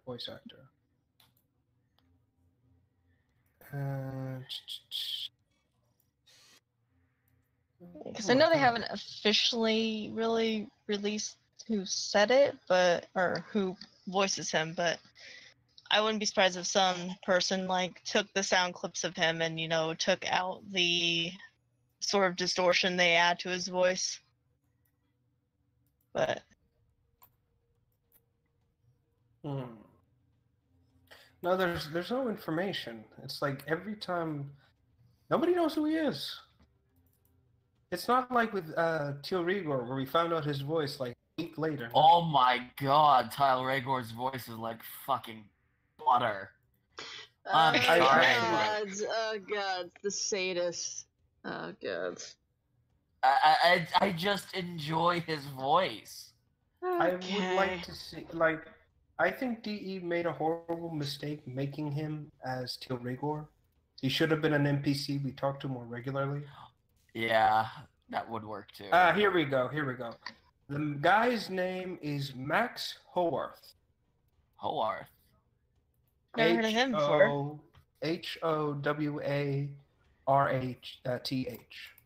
Slap That that is- name into IMDb and see if he voices any other thing else from video games.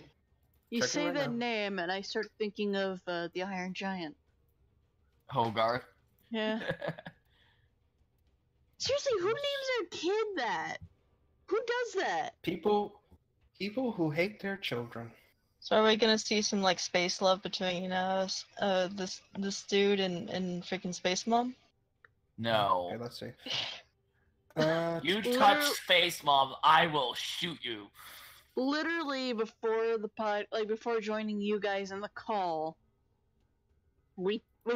I pointed out again. I just want Ballas to slap somebody. It's his fapping arm. It's very likely that the only reason he has not shown up sooner is because he's been fapping for so long until he was calm enough to approach. His thirst spans centuries.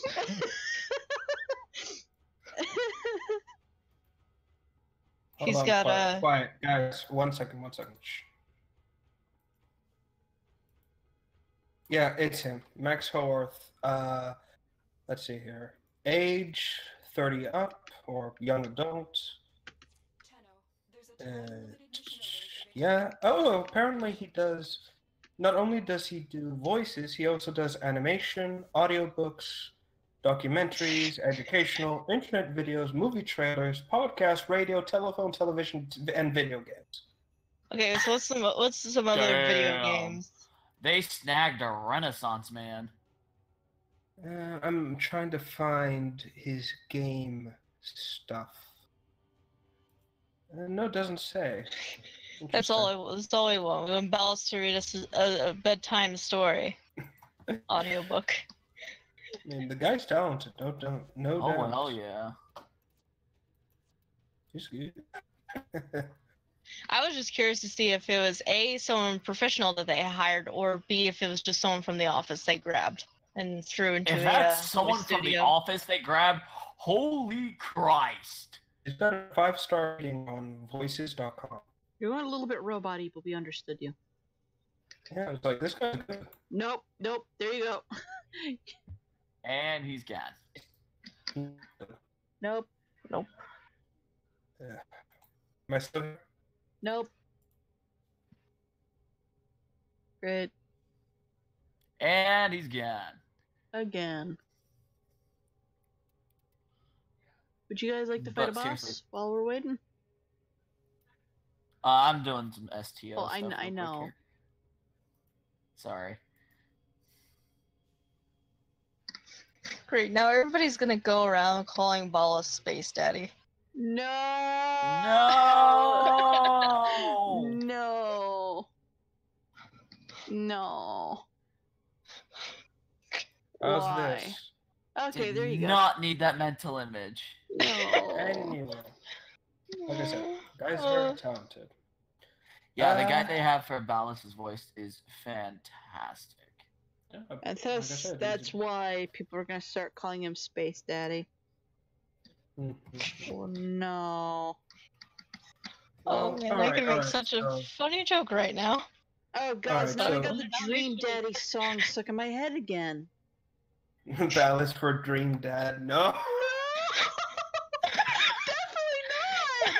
No! Ah!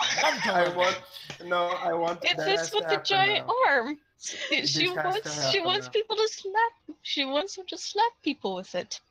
This has to happen now. We need a Dream Daddy Warframe edition. This has to happen. I'm gonna make this a thing.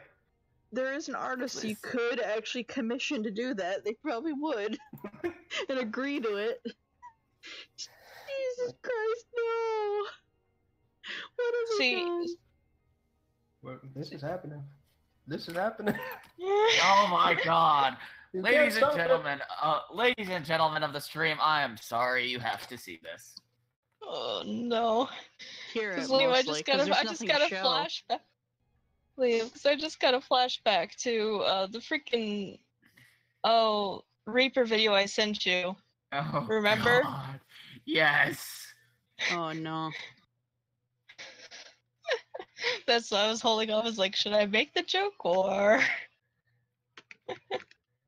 Anyway, so what are our expectations for the sacrifice? Since we're at it, Cutscenes, because they said it was going to be very cinematic. all right. Everyone's cutscenes. going to die. Everyone's going to die. Fuck off, Liam. All right. Hey, People one are way or gonna another, die. people are going to die. That's All just, right. So let's get an opinion from someone who's not a nihilist. HH. Hey. Oh no! Oh no!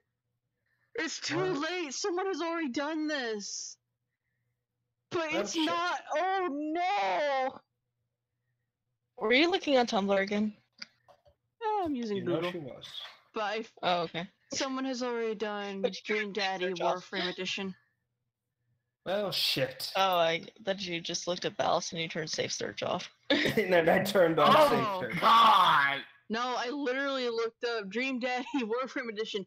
There's a lineup of let's see, we have Vay Heck, we have Stalker, we have Teal Rigor, We have Why Nefana, they we heck? have Zanuka. We have. How do you do Zanuka as a Dream Daddy? It just screams at you. We have Sergeant protection. Ruckus. Okay, let's be honest. Sergeant Ruck is best Dream Daddy. No. Sergeant? Why? No, it's I general. call Tal not Regor's Sergeant. voice over anybody else like that. All right, You know everybody, Monk. calm down. Guys, come on, calm it down. Calm it down. Igor has a baby manic strapped to his chest. Oh, I shouldn't be. Oh, it's cuting a baby Question is, manic. do they include Teshin or Alad V? Oh yeah, Alad there's V is Alad V. there. If there's Zanuka, there's Alad V. Let's see, what else? The Corpus dude, Defano. Yeah, Yes, I he already is. said he was there. Oh, okay, sorry. So, What about his cooler cousin Sethanio? No. Oh, And my- I- Not there. And Vor is there too. I just like that Vayhek is quite literally a giant potato with his face. Yeah, Equinox searched it. He's just a giant got potato GLaDOS. with his face pasted onto it. That's Vayhek. With his, I'm calling it now. It's with his eager face. It is. Oh God! It is. Okay, we're Alright, doing the Argon Crystal alert. Mhm. Okay. So I am not gonna post this picture in the stream. all right. If you look it up, it's like God be with you. Mhm. God's be with All you. right. So Let's what focus. else? Yeah. So what else do we expect to see aside from cutscenes? What else do we expect to see in the sacrifice? Like story. Like, what do we expect Were to see? they spoiler planning to eyes? pair Umbra Excalibur with this, or I wouldn't be or surprised. was Umbra going to be a separate thing? I believe Umbra is going to be in this thing because if you remember correctly, in the early concept for the War Within, Umbras were supposed to appear in that, but they got cut. Hmm. So instead, I wouldn't be surprised if what's it called? I wouldn't be surprised if this time around we got the Umbras because they're featured heavily in this thing. Like, really heavily.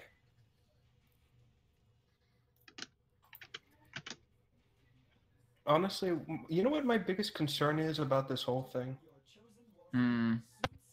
That when we...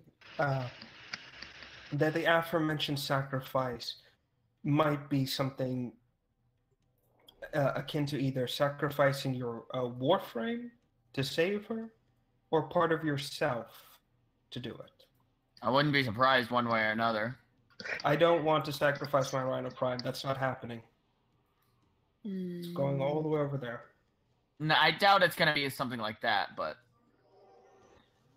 Sacrifice, maybe part of your operator's I power. gotta do rifle kills. That wouldn't make The- sense unless they're changing up the operator system again. Oh, there's a stone cord over here. Here's the thing. I just looked up at the new items to come with the sacrifice for the operator. Well, they have like- Balsa's sword. hold on, as in like what the operator gets as a thing to wear, and one of them is a blindfold. Your sight Yeah, how they So- that you perceive. put on your operator? yeah. Huh. Like here, I'll That's show kind it. of cool, though. Maybe we get like void vision. That'd be pretty cool. Boy, unless it's very annoying, in which case, like, no, give it back. Return my eyes. This isn't worth it.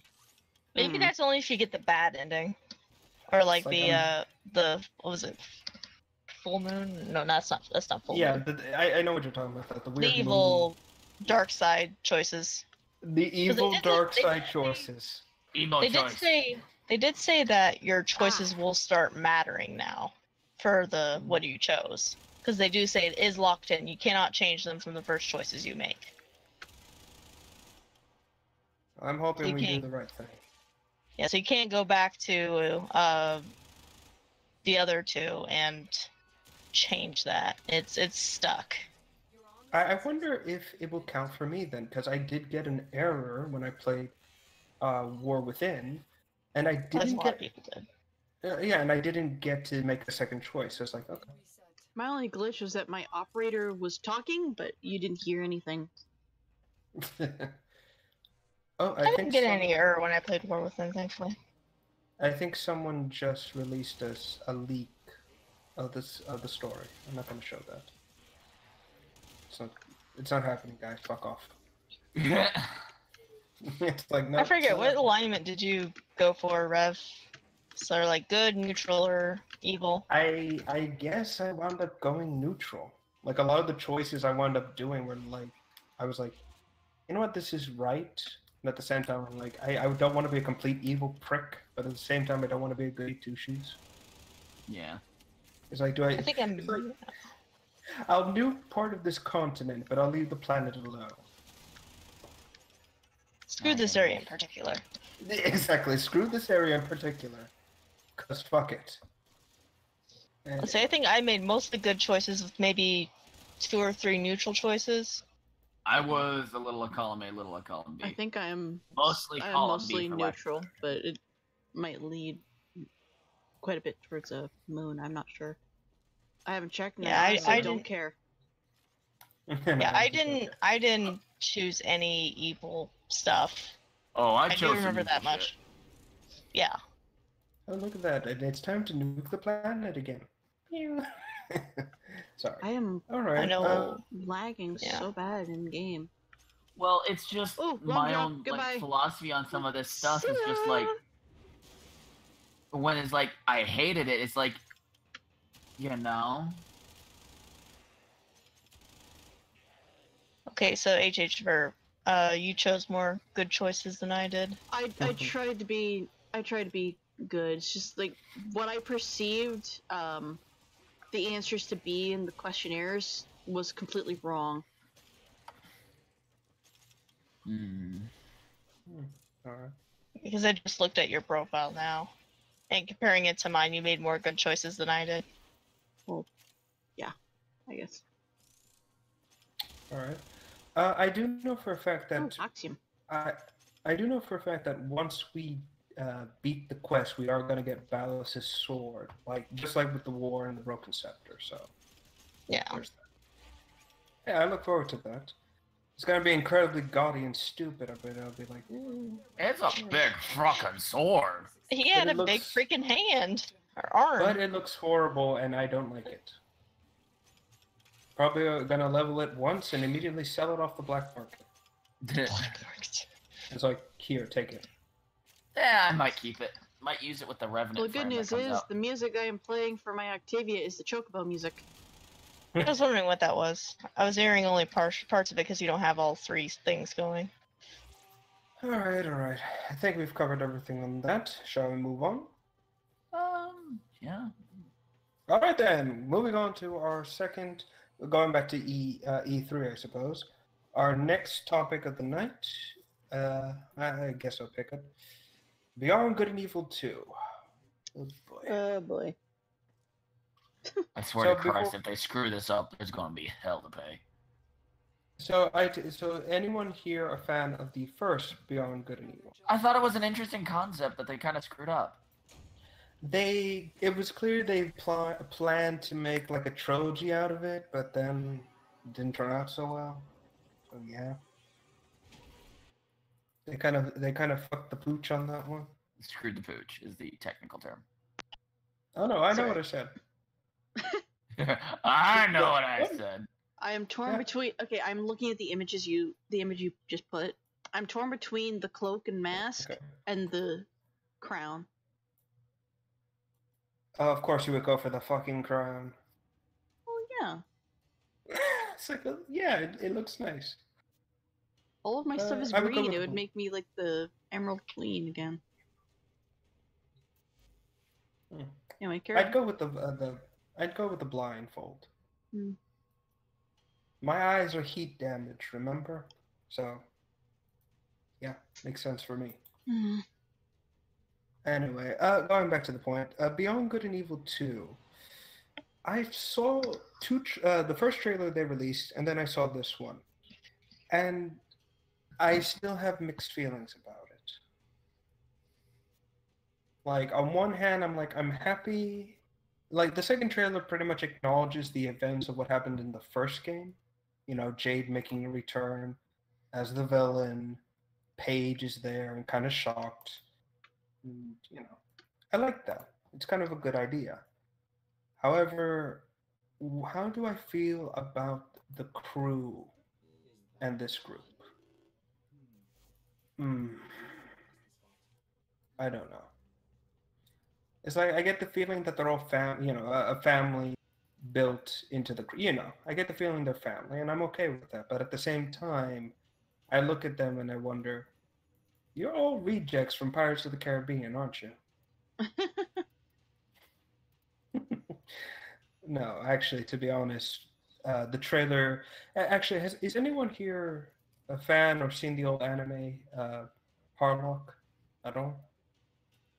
Which one? Space Pirate Harlock. That sounds really freaking familiar. Nope. It's an anime from way, way, way back in the day, and honestly, it was one of my. I can't say I grew up with it. I did enjoy it, but this trailer gives off that feeling of that old anime. You know, the giant boat in the middle of space, the crew that lives together and has grown to quite fond of each other. You know, all that stuff. I'm quite happy with it. And they're all not even uniformed. You know, they all have their own thing going on, their own look. Oh yeah, that's always good to see. Yeah, I'm like so going to die here. their medic, for God's sake. She's trying to basically in the trailer. Paige, Jade's uncle, the pig man from the first game, has made food the previous night, like some sort of chili of some sorts, and they're all out cold drunk because apparently he cooks it with whiskey and other beer products. Well, However, technically, cooking it should cook the alcohol out of it, unless you use like a copious amount of alcohol. Mm-hmm. no, apparently what he's using is like a very strong rum, and he puts it right after everything's set. Oh no!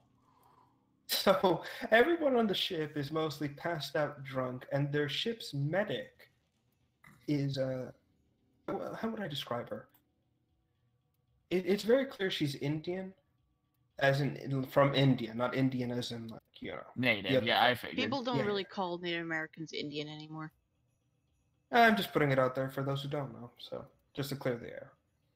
You know, but she does have the little dot, but with a giant white circle. Her hair's completely frilled, and she's trying to help everyone cope with it using high-tech acupuncture. Oh God! It's pretty cool. Like, and not as in like there's 100 needles in the back. No, it's like she's using very small toothpick-sized needles and just jabbing them slightly under the skin, as if to deal with the pain. The drunkenness. You know, it's like a counteracting agent. It's quite clever. Most of them are out cold. The monkey from the previous trailer is he's sleeping in the crow's nest, and he's completely out of it. And someone apparently they only got like one little gunship or fighter floating around their ship, and she actually calls it and says, "We have a monkey down in the crow's nest." Yeah, it's very sweet, very tender. Another thing I liked is that apparently in engineering, their ship's drive, their engines, is a sentient thing of some sort, and it's. Oh jeez. Actually, I'm going to see if I can find an image of it. Let me like this will take me a second, but basically she is. Well, it's just a bunch of wires and a human skull with like little lights in the eye sockets and everything. And apparently she's alive and has a thing with the engineer. For some reason, it's Hispanic. I've heard of dating your equipment, but Jesus Christ, I wasn't expecting it to be that literal. Well, no, he's playing chess with it, so it's like, okay, it's kind I of thought you like said he was know. gonna pull Plankton with Karen. Plankton and Karen. Yep, you could say that. That brings back. Okay, I found it. I'm just gonna share it in HH if you want to show it to everyone. Sorry about the size as well, but people are stupid. And HH, if you want to put this on Hot screen, linking go ahead. does have problems, yeah. Yeah. Oh, I've seen that. I know exactly what you're talking about. Yeah, I love that thing. I've seen that. Yeah, I remember now. It was amazing. I don't think I've ever seen a ship's core this creative before. Oh hell no. You don't see that Alright, much kind of stuff anymore these days. Show it on stream. Just, I have to load it in Go ahead. without showing it first to adjust the size and all that jazz. You know what I wish they... this is going back to Warframe, but real quick, but you know what I wish they would do? Deployable mines. Like you could pull in, just slay them down, and just fuck over the Grenier or something. Okay. I'm gonna ask this though, like based on what everyone's seeing with this image. Honest question. Do you think that's an actual human skull, or do you think it's just a Nah. stylized piece of equipment? It's just Stylized equipment, Definitely stylized. probably designed after someone. It's like I don't really know what Beyond Good and Evil is. I don't remember anything. This is like none of this was in the first game, so this is why I'm kind of blown back by everything. It's like, really? Oh, okay. No comment. Anyway, the trailer comes to an end when the ship is almost completely destroyed. The woman pilot jumps into the hangar bay, and then Jade and two members of the enemy military from the first game appear. And Paige, with a long, shocked expression, realizes it's Jade. And that's where it ends. Thoughts, opinions, what? Just, I hope they do good by it. Same. I mean, it's very clear that they know what they're doing with with the series. It's clearly supposed to be a sequel after Beyond Good and Evil 1. So, I have faith it's gonna be okay. Now, am I gonna get it day one? Hell no. I always like to wait. No. First rule, these days is don't get day one stuff. Mm-hmm. Unless you know for a fact it's gonna be good. Or if you're like me and have inside sources, but well, yeah. Anyway, like I said, I have high hopes for Beyond Good and Evil 2. I do. Wait like a year or so later when my hopes are dashed upon stones, I'm like, oh. Does this mean I can bottle your tears and sell them online? Oh no, I don't cry. Oh, Cries bottle on the your inside. salt. He just cries on the inside. No, my tear ducts were burned shut, so. No, I mean like bottle your salt. It's like Chief, how salty he gets. Amanda knows. Crawling in my skin. No, not skin. Not crawling in my skin. It's crawling in my salt. Good God. Anyway, so. Yeah, that's Beyond Good and Evil 2. Break. I am starving. All right, let me check what we got left. So, 1, 2, wait, 1, 2, 3, 4, 5. So we got 5 topics left. We've covered. How many have we covered? 1, 2, A lot. 3, 4, 5. So 5 and 5. Mm-hmm. So we've got 5 more left, and that should be the end of it tonight. Yep. All right, so we're taking a break. Yeah. I'm really hungry. All right, everyone. We will be back in a few. Oh, excuse me. We'll be back in a few minutes. Yep. I'm gonna hang up. Play the intro music on repeat. If you don't like it, just mute it, tab away, whatever. I can't keep going right now. Okay, I'll do the same.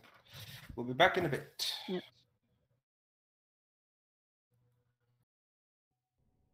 I am starving. I will see you guys in a sec.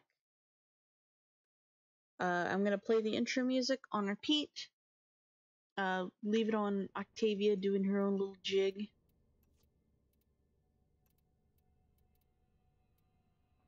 Does she still do that? I don't know. And we'll be right back. If you don't like the music, just mute it, tab away. I don't really know what else to tell you. I am definitely staying in on this. That was cool. Yeah, we'll be back, guys.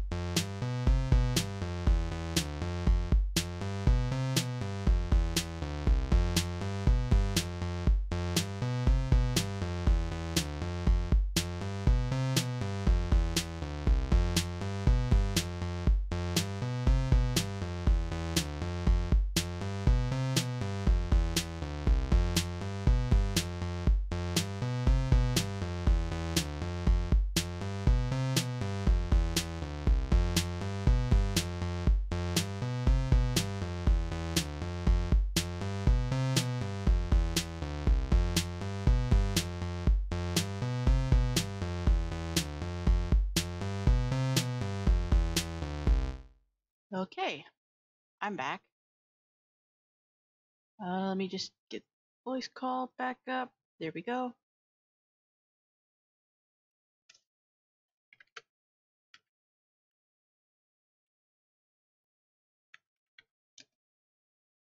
And we're going to be going to a different call. There we go.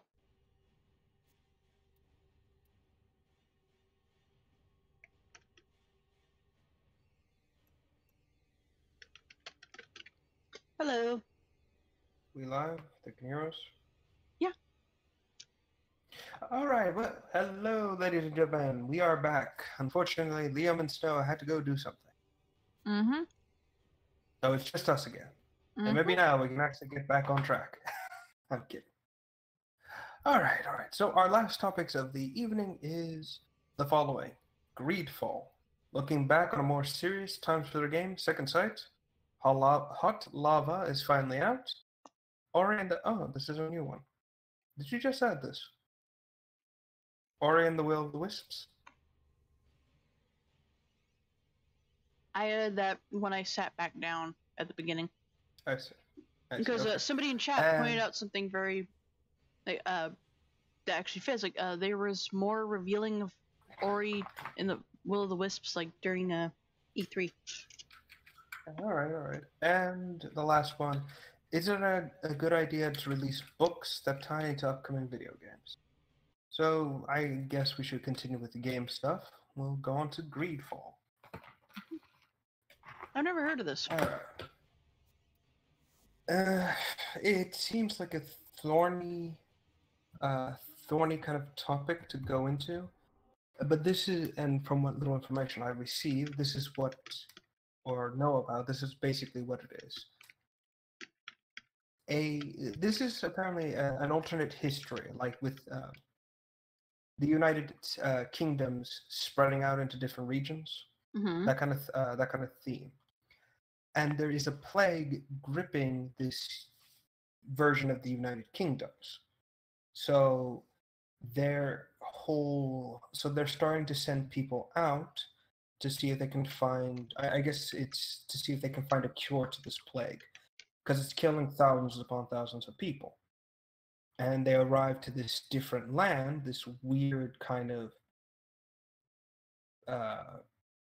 almost, I don't want to say America, but a very America-esque kind of world or land. Oh boy. And they're in conflict.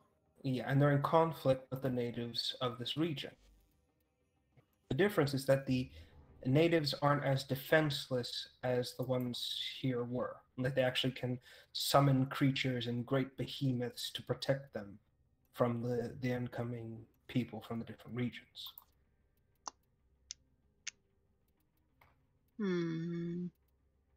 It's an interesting take, and to be honest, the trailers kind of paint both sides as trying to do what is best. The natives are trying to protect what is theirs, and these colonialists are trying to find a cure to a plague that's destroying their homeland. So the question becomes, who's in the right here? You know? Where does this go? Yeah. Personally, I'm interested. I want to see where this goes, because it seems like an incredibly creative scenario. Like, everyone is dressed up in an era-appropriate garbs. Both sides look very interesting. Both are very intelligent. And it looks fun. I want to see where this goes. Yeah. I'm not so sure about it. Alright. Like, that really hits home for me. Oh, I know, believe me. But at the same time, it's like, it isn't actual history, it's just an alternate take on some things. As long as one-sided, so, you know. They're taking it with some level of tact to it, so it's not so, what's it called? You know, it's not so death to any situation. Well, that's good. Not many things do that these days. Mm-hmm. Like I said, I want to see where this goes. You know, and at worst, it's going to be a complete and utter failure. At best, it's going to be an interesting game. Yep. We'll see. How long till Zeesh gets it, though? He's like... He's obsessed with lore and history and all that. If Zeesh wants to join, Oh, look no. into the game. Oh, like, No. if you're about to say, like, if he's about joining the podcast, that is definitely not happening. No. I meant, like, if he's interested in joining into the game and, like, giving it a shot, eh? There's something for him. Great. That's all I'm saying. I do also want to cover another game I forgot to put on here, and that is the upcoming Call of Cthulhu. I think I saw that. Is that from like the E3 thing? Yeah, from E3. I saw that. Not the. Yeah, it's not the original. It's the new one. So I'm interested. No, I mean I saw their trailer for it at E3. Yeah, it's really crazy, isn't it? Yeah. I really have no opinion on Call of Cthulhu. I am a. Go ahead. I know it's a mystery game. Like you have to find clues while there's supernatural things going on. Mm-hmm. That's it. That's all I know.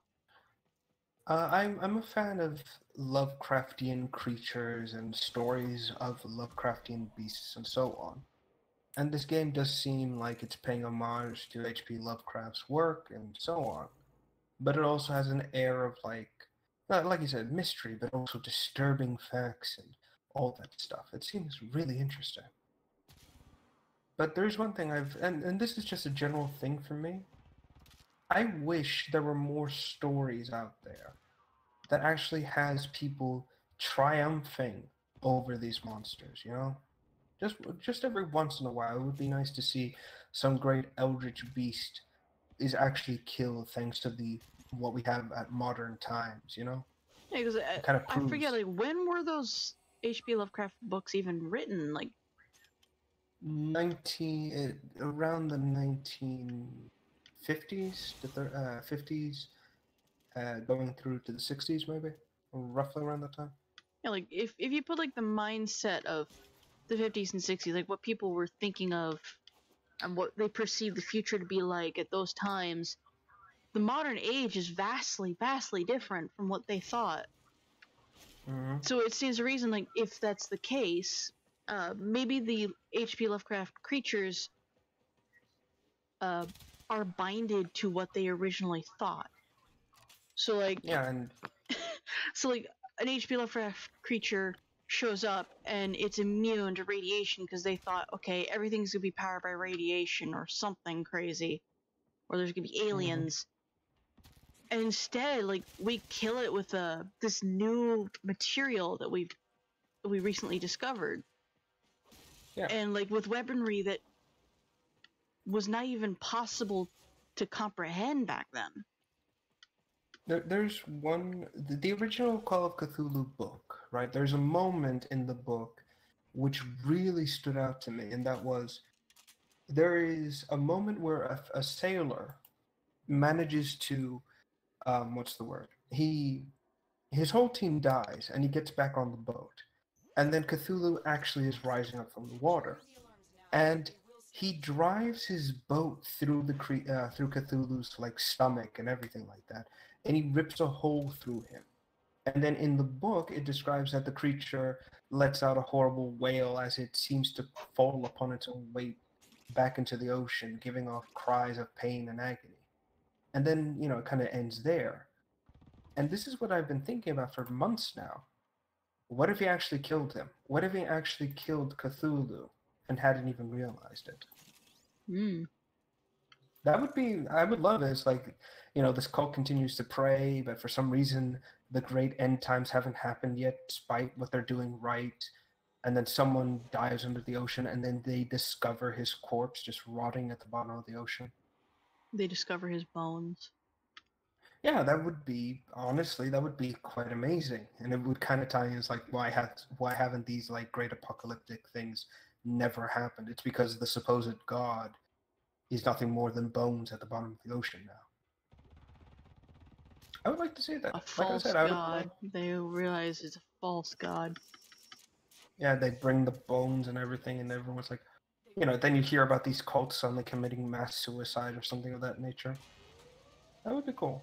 I would Again, love we to do read- not encourage suicide. Please seek help. Yeah, but you know what I mean in terms of Mhm. this. It's like they lose. Yeah, I would love to see that, and I think more.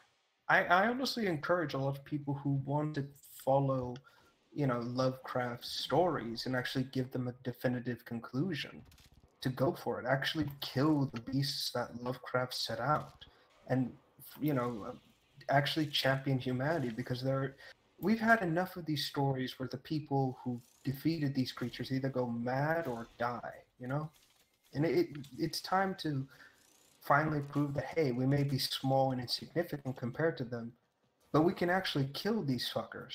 We're not that weak. Yep. I mean, in fact, some of Lovecraft's stories ends with the beasts being killed.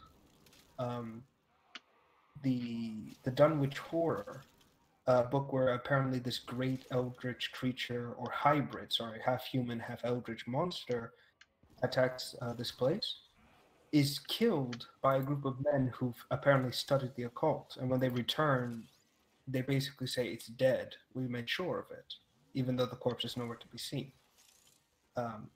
There's another one where apparently there is a whole mountain infested with these rat-like humanoids, and they managed to kill them by just torching the burrows and revealing that these were just generations of inbred, a family that never bred outside itself, and they de-evolved, but had like eldritch influences. Some of these stories do end with The these horrible hills things. have ending. eyes. Kinda, except they became more rat-like, like actual animals. Really weird. Like I said, these stories can have a good ending, and honestly, like I said, I encourage anyone, any aspiring writers, or anyone who wants to kind of close the book on Lovecraft, to actually, have the nerve and end these monsters. That's all I'm saying.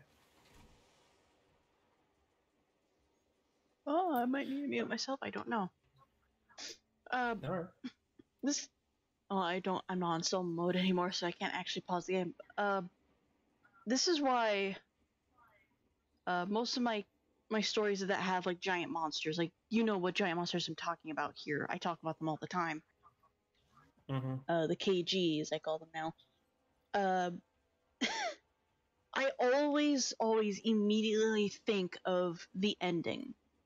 I think of the weaknesses. I think of how can you kill these giant things. And like, one of them is actually, no, sorry, two of them are actually worshipped as gods. The one that you helped me with, cultural wise, Mm-hmm. and the other one that is that I'm obsessed with. Right. Just every monster movie creator. Sorry, I have a chip in my mouth. Anybody that makes a story about a large towering creature that has powers that could be perceived as godlike, they always need to think of one crucial detail. At the end of the day, this creature still breathes, eats, sleeps, and shits. It's still mortal. It's not a god. There has to be a way to kill it. The target console is nearby. If you trigger the alarm, Yeah, that's Exactly. mostly my 2 cents, because I really have nothing else to say. Yeah, and like I said, personally, I believe that's, maybe have a few Lovecraftian things that kind of end in mystery. That's fine, I'm not saying all of these stories have to end with a definitive ending. It's good to have some amount of mystery, but at the same time, we can't always have that. These things need to end. Frankly, like I said, go for it. Maybe even after this, I'll try and like pit some ideas and think like what, maybe I should get my hand at some of these things as a proof of concept. That's all. Mm-hmm. Anyway, all right. So we've covered all that. We've covered Greedfall. Now we're on to our last few. I guess we should look back. Well, we covered Greedfall, and then the fact that one of us is actually a Cthulhu enthusiast, but not a cult. Yeah. I don't know about the. Go ahead. There was this YouTube show called Calls for Cthulhu that I loved watching. It was stupid, but it was good because it's just like one of those little Cthulhu hand puppets. It's a plushie that talks. It has its own little radio, like TV show or something. And I think at one point he stole a Streamy award and started dry humping it or something. Excuse me, while I steal the Streamy award. No. Sorry, I'm just kind of picturing that now. All right, so I don't know anything about the last two subjects here. Oh, I do.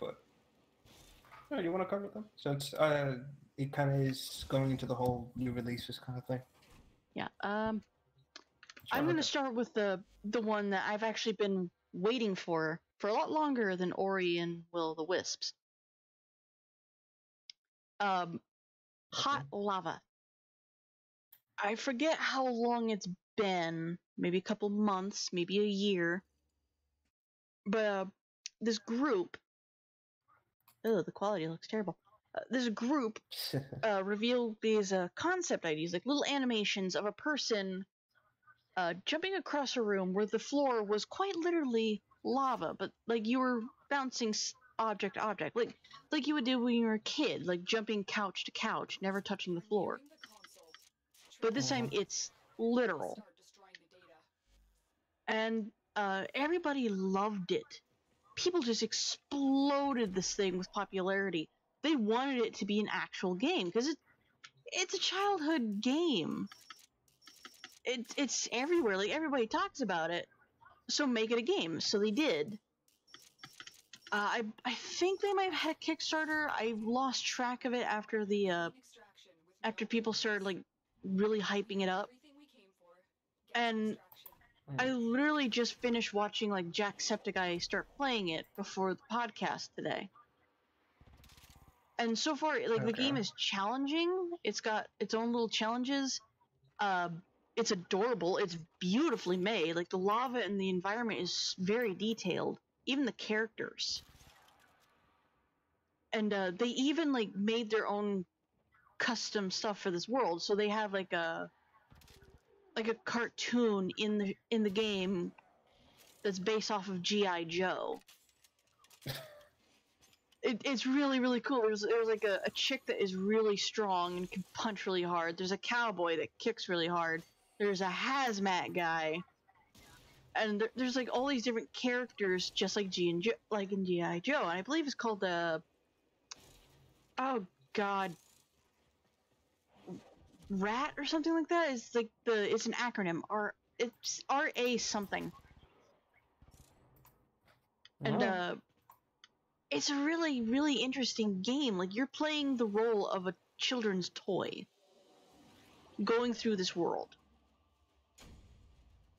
Oh, that's an interesting update. Okay. And I've been waiting for this game to come out for so long because I'll be honest, and I've said this in streams, I've said this in calls to other people, it's never really hammered in, but like, and you know this because you've witnessed this with your little brother, like my brain does not work like other people's. Oh, right. So when I was little, I would have my own little ritual just to get to the kitchen. Like the entryway is like a bunch of these different shaped stones.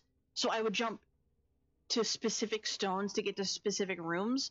I was pretty much playing the floor is lava. The difference is I am playing selective jumping puzzle, or else it's lava, like in certain Zelda games. I hate the Zelda jumping puzzles when there's lava involved because you auto jump. But the game like combines all these different mechanics. Like there's momentum in it. You have to jump. You have to keep moving to gain momentum, to go faster, to get further. There's ropes you got to grab onto, swing to go faster. There's poles you can grab onto and swing off of. It's quite literally green putty on the wall, so you can sprint along the wall. You can jump on trampolines to get higher. And you're going from elementary school to like possibly the final boss, which is probably going to be in your bedroom. Like I've just been excited for this game. I'm so happy that it's out, because you were quite literally playing The Floor is Lava as a video game. I'm actually going to get a link to the store page for the stream. All right. And I'll link you. I'll give you the link as well, so you can see what I'm talking about a little easier. Because it's easier just to show rather than say. It's easier to show than say. Yeah. Fair enough. Lava. It's $9.99 on Steam, by the way. It just came out. So just turned on. Oh crap! Oh crap! I forgot. Okay, that was interesting. I forgot I was watching a Ark trailer from a long time ago, and I had the volume on, so it started playing the little video that plays. GAT, that's what it is. GAT. But like you can see, I'm even gonna show this on stream. Mm-hmm. You can see just how well made this is.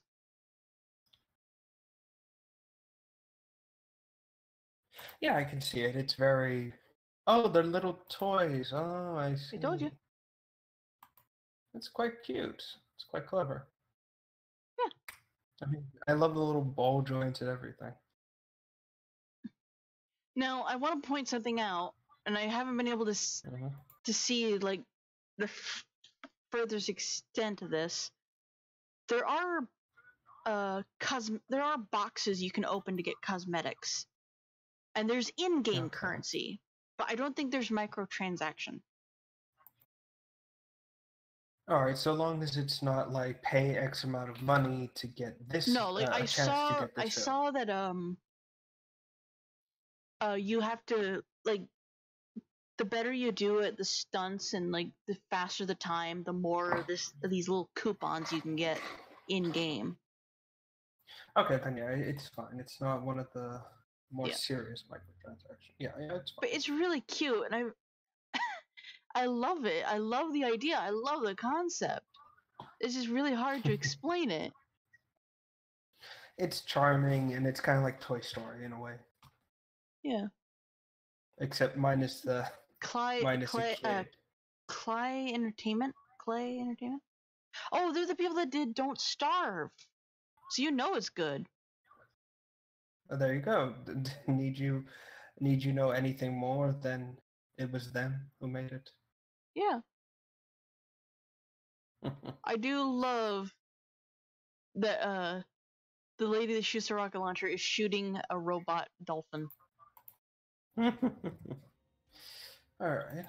So yeah, I guess you could say. Sorry. So yeah, for everyone who's interested, go ahead, go get it. Seems like fun. And definitely let us know if there is like microtransactions, because that's gonna kill the game so fast. Yeah, and we will cover it. Mm-hmm. All right, on to the next one. Ori and the Will of the Wisps. Now, I've never played Ori, nor have I seen anything of it. Personal recommendation. Well, actually, no. There are 3 people I would recommend watching for that. 2, the Ranting Griffin, because he represents a furry fandom, and he has a lot of very crazy jokes. Plus, he absolutely adores Little Ori. Cryotic, and Jacksepticeye. Obviously. Those three. Okay. But So this game, I'm looking it up, by the way. I'm gonna put a link to the original Ori in the chat as well. And it looks like this time around it's going for more 3D aspects instead of just like 2D. Yeah. Like Ori, in a nutshell, is a what is it? Metroidvania game where you have to get upgrades to move on to different areas. And you play this little sprite critter that's absolutely adorable. And you're trying to cure the forest after a giant owl has effectively screwed things over and not realized what she had done. Okay. And you get all these little abilities. You can jump high, you can swim in the water without needing to breathe. You get this little Navi-like light with you that actually only ever talks if it's needed. It doesn't tell you, or it doesn't urge you to go somewhere. It just reminds you whenever there's a cutscene, and that's it. This game is very difficult, but it's also a lot of fun. I watched, Kuzi actually streamed it once on Steam, and nowadays I point out how fast other people have gotten through certain levels because he struggled so much. But the art style is so pretty.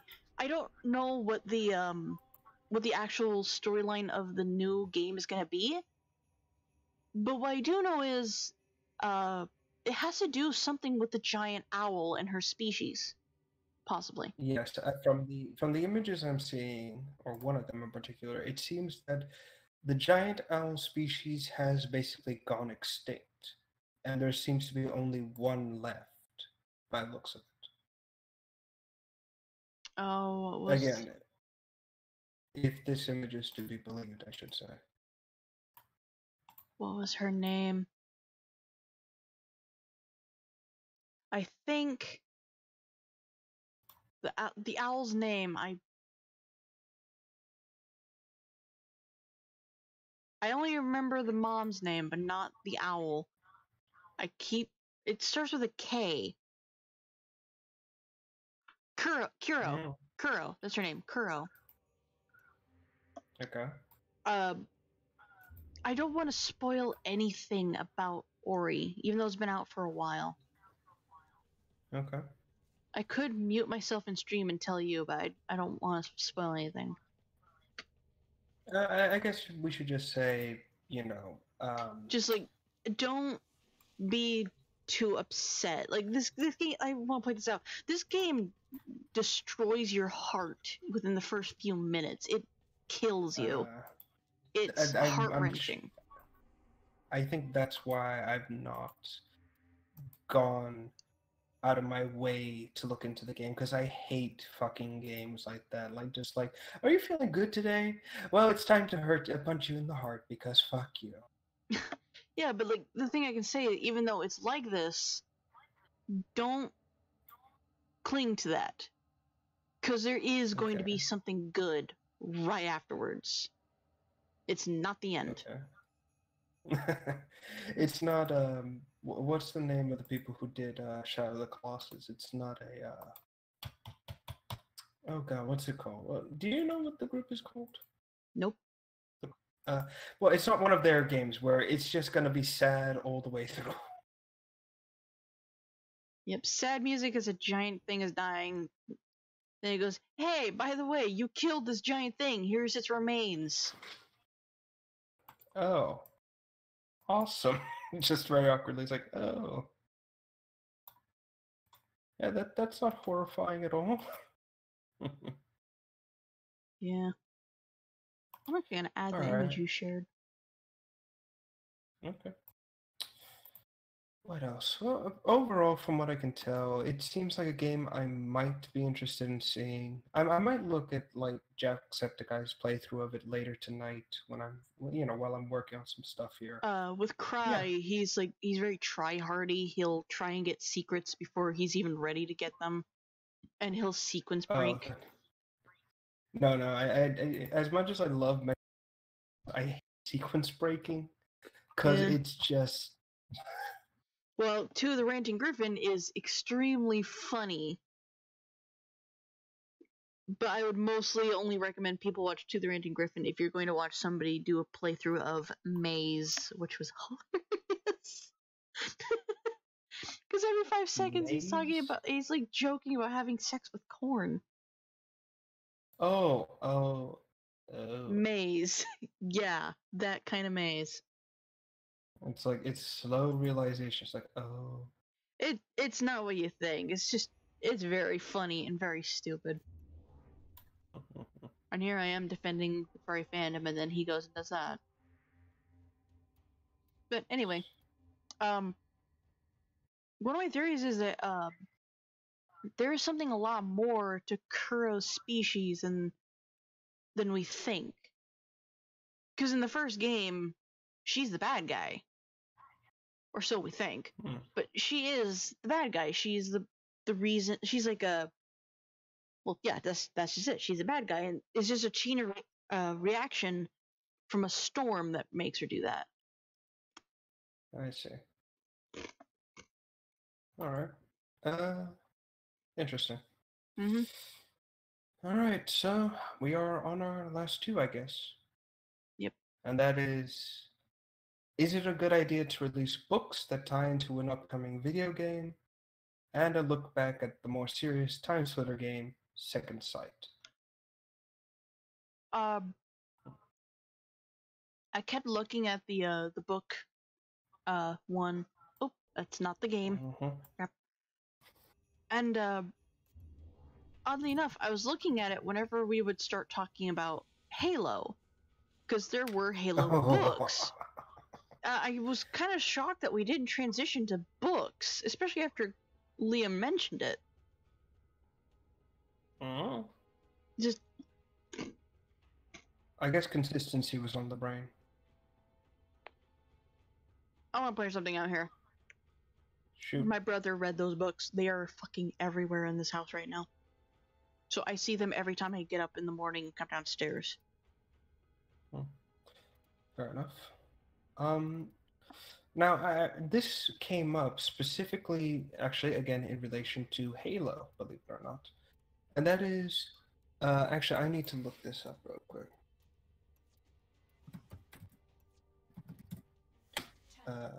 Halo 5. Basically, you know Halo 5, like when it was coming out and everything was like, oh Nope. my god. No? Okay. I Well, believe the last Halo I heard about was, not counting today. yeah, not counting today, was, the one where he's trying to save Cortana because she is expired. Halo 4. Okay, yeah, that's the last one I knew about. That's it. Yeah, it's, I won't lie, that story was very sad. Mm. It was kind of messed up. Like, it hit me on a very emotional level. Because I kind of grew up with her, so I was like, no, don't go. You're a friend. But don't spoil things. Oh, no, everybody knows this already. Well, also, another thing common I was thinking knowledge. about when we were talking about Halo, there's this video that Liam sent me where the song from an anime, and it says, like, so, title of song goes with anything. So here is a scene from a Halo anime. And there's this guy flying around in a giant robot smashing things. Oh, you saw the prototype. You saw the prototype. Yep. I didn't love understand that what the one. hell was going on. I'll explain later, but what prompted this was Halo 5 specifically. You see, at the time Halo 5 was being released, like being worked on, a whole bunch of books and comics and other shit was released. And it was basically, people thought it was like just going to be supplementary information, you know? So that way you could go into the games with a general, like, oh, you know, I know this, you know, that kind of thing. But no, it turns out all that information was mandatory for you to understand what was going on in Halo 5's story. Oh boy. It was a horrible action. Like, for example, if you didn't read Halo's Hunters in the Dark, right? Right. You wouldn't know why this red Spartan was suddenly with you, and how does she know Sangheili and all that stuff. It's like, what? Who are you? Or there's actually a live-action movie for Halo. Yeah, a live-action series came out, by the way. Oh wow. It wasn't that great. It was very meh. Like, you know the hunter worms, right? The worms that make up the hunters? Nope. The big guys with the giant arms and the cannons. Nope. Really? Hold on. I don't remember much. Like right now, all I'm thinking about is Rooster Teeth's Red versus Blue. You know, they have a contract with 343, right? It's a reason why they keep changing the games. It's like they're not allowed. They have to do something new with each game that comes out. Ugh, it sucks. It sucks dick. It sucks major dick. Who does what? What? Who's with 343? What? Rooster Teeth. They have a contract. Oh. Yeah. These guys. Sending it in private. It's gonna be a while for the image to load. Oh, those things. I don't Yeah, remember they're those called things. hunters. Oh. Alright. Why Why does everything have hooves?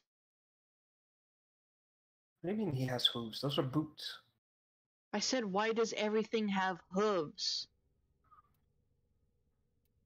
Mm-hmm. Anyway, carry I don't on. know. I'm kind of lost in my own little world here. It's fine. You see all the thing. You see the gaps in the armor. That weird, like, muscly substance. Yep. Those are worms. And Ugh. basically, they're a gigantic colony of eel worms that work together to make one organism. Like, they all have the brain capacity to do just one thing in that form. Crazy, isn't it? It's kind of like sea creatures, you know? Yep. Here's the crazy thing. Apparently, these worms, can take the form of a human, and they eat anything. We're talking machinery, electrical equipment, rocks, people, meat, etc. And that was the premise of this series, which was a group of soldiers get stranded on the remains of a Halo ring, and apparently the chemical atmosphere of the remain of the ring has actually driven the worms into a constant feeding frenzy. And they'll home in on any form of technology. It's like a beacon to them. So imagine running away from a swarm of living worms, and the moment you fall, you're done. Crazy, isn't it? Oh god, wow. But here's the thing, that series is mandatory for you to know who the main protagonist of Halo 5 is. Oh, it's not Chief this time? No, Halo 5 splits between Chief and a guy hunting the Chief. Ah. Yeah, it was again, marketing was a lie, it happened, and then... Anyway, so... As you can imagine, that's mandatory. A lot of the books were mandatory. The comic books were mandatory for you to understand what was going on in Halo 5. And if you didn't read any of it, they never explained anything in the game. It was always constantly, oh, you didn't read the book? Well, too bad, shit, Lord. You don't know what's going to happen next, or who this person is, or why they're important. It was a horrible thing. I can and imagine. it created such outcry that the writer for Halo 5 had to step down because he was shit. I mean, he didn't attack the fans or anything, unlike what Star Wars is doing, but, you know. So, this is why, like, with me personally, whenever someone says, oh, well, here's the books and everything, part of me is like, okay, how much of this do I need to read in order to know what's going to happen in the next game? And how much of it is just fluff I don't need to know? You know? I just This realized is I've why been sitting whenever... here without without doing a mission. Okay. I'm trying to figure out. I can't think of anything. I'm kind of scatterbrained. Yeah, it's at times like these that Warframe needs a randomizer mode. I'm kidding. Yeah, they do. It's called randos that don't know what the hell they're doing. I am never ever gonna let those moments go. Well, what else? So this is why whenever, like, in my opinion, I think it's a terrible idea to have a book come out before a game comes out, because you know for a fact a lot of the shit in the book is not going to be in the game, because at that point, why bother playing the game? This also brings up like an issue I have with some video games. They require you to read a comic book online that you have to pay for to know anything about the lore. And they do this with That's movies even too. worse. Mhm. It's just why? Just why? Like, I'll point this out. Like the Godzilla comics, I can understand. Just not anything else, really. For me specifically, the worst instance of this is you know Destiny, right? Mm-hmm. The video. Yeah. They release comics where you have to go to their website to look at. I mean, it's free to look at, but the comics are incredibly boring. We're talking like just, what am I, you know, it's like you feel like you're wasting your time reading them. And then when the event that the comic talks about comes out in the game, very little of the comic is related to you in the game. And it's just at that point I'm wondering why even bother creating this comic. I mean, was it to get people interested in your website? Was that the only reason? Because that's what it feels like to me.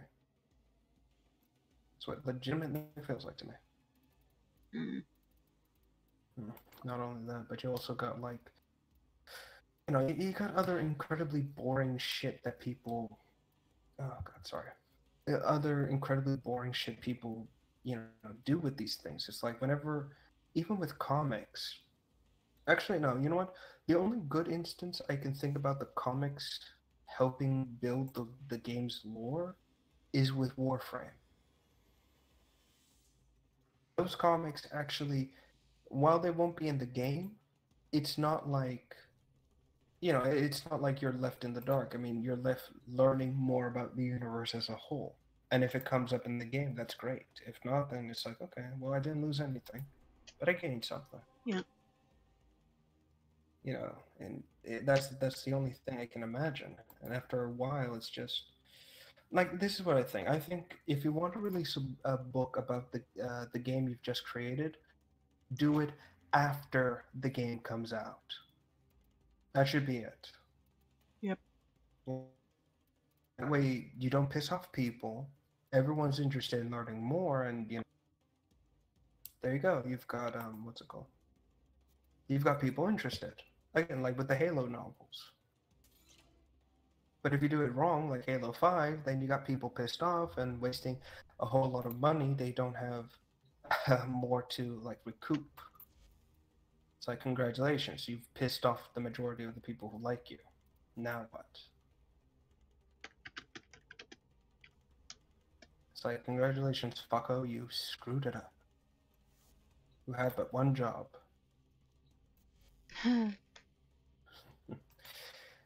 I wish I could say that to someone. Like, legitimately look at them and say, you had but one job. Alright. I guess that covers that. You know, that's our point of view on the whole thing.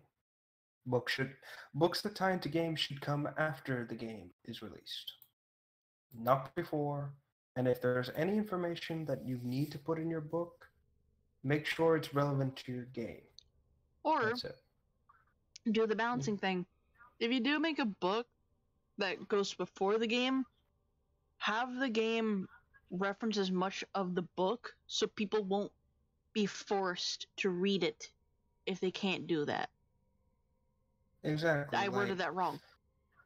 Like, yeah, no, I yeah. Go ahead. Like, you make a game and you made a book beforehand. You don't make the book mandatory to read to understand what's going on in the game. That's what I'm trying to say. That's the big thing that needs to happen. And again, to use Halo 5 as an example, in that book, there's only one instance I can think of where that previous information was mentioned in the book, and that is one of the Spartans, Vale, a female Spartan,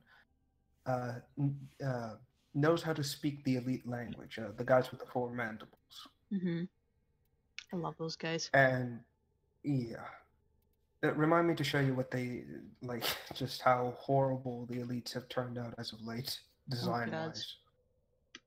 But she translates when GUNDAM, the bad guy of the Covenant, like their leader at the time, when he's speaking in his in Sangheili, Vale translates in real time and explains what he's saying. And then Buck, one of them, asks her, how did you know what he was saying? And then she actually says, I spent some time adrift on board a diplomatic ship, and my options were spend the time being really bored or getting really smart. And so she taught herself how to speak the language. And that's actually a reference to something she says in the books. That was a good idea. What's not a good idea is talking about Jewel Mdama, the leader, and never explaining where he came from or what he's doing. Mm-hmm. Again, you're stupid. Brian Reed, sit down and retake Writing 101. You fucker. Just angrily staring. Oh, I'm sorry, that always cracks me up. Like, whenever I say you fucker, I immediately think of Markiplier when he said that. Anyway, alright, so on to our last topic of the night. And this is a throwback to a very old game. Looking back at Second Sight. Have you ever heard of this one before? No, I only knew of a Time Splitters. Oh wait, I know of Time Splitters 2. Mm-hmm.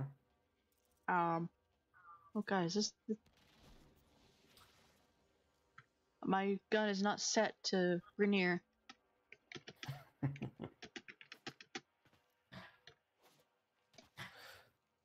Well, Second Sight, I've recently rediscovered this and went through it. Second Sight is a game that tries to take itself seriously. In a nutshell, it is about psychics. And you're playing as a guy who, up until a few months ago, didn't believe psychics existed. And yet now, suddenly, he has the ability to move things with his brain and do mind powers. So, you know. And he goes through the game trying to find out what happened several months ago when he was part of a military operation, find the people behind it, and stop a big bad guy from, doing all the nasty, horrible stuff. Now, what's crazy is that throughout the game, he will get headaches and then flashbacks to the Antarctic mission he was a part of, and slowly discover some weird, what happened and what they did. Now, here's a weird thing. First flashback he gets is when he's looking at a computer and then he sees the name of his, I guess, love interest, in quotes, is under, like, deceased. Then he gets a flashback and then he fights with her and then she survives. And then suddenly, when he goes back to the present, when the flashback's over, suddenly it says she's detained, not dead. And, this is a weird thing where it's like, okay, what the heck happened?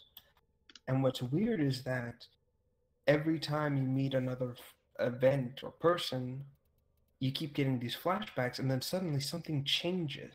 And you're starting to get this idea of that, am I actually time traveling through my brain? Oh, that kind of shit. But no, to make a long story short, he confronts the guy who's trying to make an army of psychically powered soldiers, and then he comes across a startling realization. He's not in the present, he's in a possible future. And in order to stop this from happening, he sends this message, he's seeing a possible future. And now, in the present, which is, the flashbacks or the past, he has a chance to stop this future from happening. So it's like Time Splitters, but not, It's weird. Like, I can't really explain it any better than that. Right. Like I said, the plot is a big fried ball of cheese curdles. You keep going back and forth through time, stopping events from happening. You save members of your squad from dying, and then you make a discovery that psychic children were being created and grown in an underground church, and the bad guy just basically takes them and dissects them to make new clone soldiers. But then you go back in time, they fight back, you free them, and they then just rip the guy to pieces, which I found incredibly satisfying.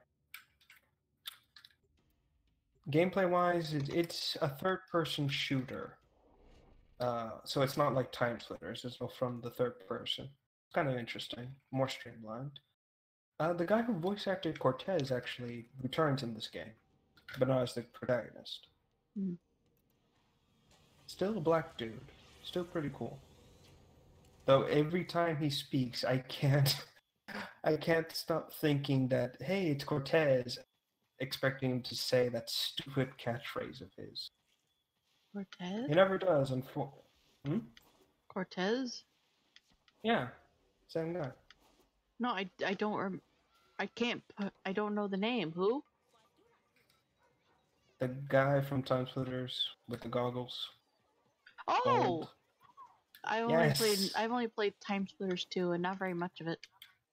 Well, still, like I said, this game is basically just Time Splitters, but taken more seriously. And everyone still has the same, like, cartoonish models, Mm-hmm. Like, here, I'll just send this real quick. Like, the backdrops are tried to be made as real as possible, but everybody has this incredibly stupid, cartoonish faces to them, but given, like, realistic proportions, and it just doesn't look right. It really does feel like I'm playing the B movie version of Time Splitter sometimes. Wow. I know I'm not, but it's still funny. There are moments where when the characters talk, their faces just do these weird kind of like, what? And I'm like, oh, fuck. Like, what was it? Somebody described the main bad guy, a guy in a suit, as they tried to crossbreed a human and a lizard. And this is what we got. It's kind of funny when you think about it. Personally speaking, I found the edgelord. it's alright. Itachi Congratulations. from the clan A Shadow of Darkness. Fuck off. Well, I now know who we're going to from here on out. No, I'm kidding. If you're watching that, odds are you're not watching this. I didn't even hear what you said. Like, we're going to what? No, I made a joke and say, well, we know the guy we need to ignore. But I was just kidding. Anyway, in all honesty,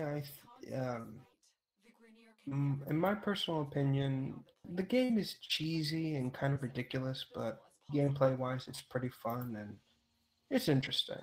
And if you got the time to track it down or watch the cutscenes on YouTube, you're not missing much, but you're in for a bit of a laugh, I should say.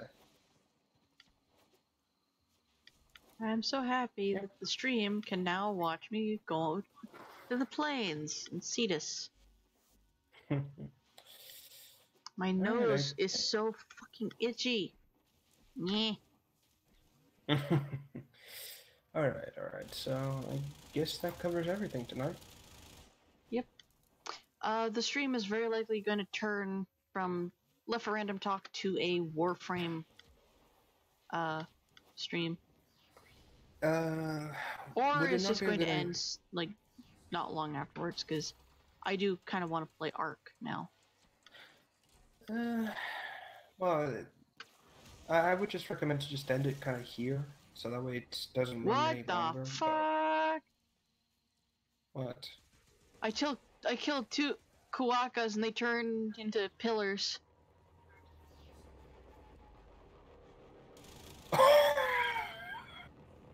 You're seeing that too now, right? Oh my, the Twin Towers we found. No.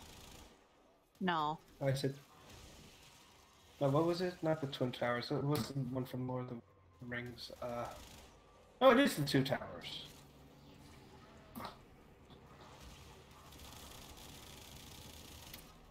Still funny though.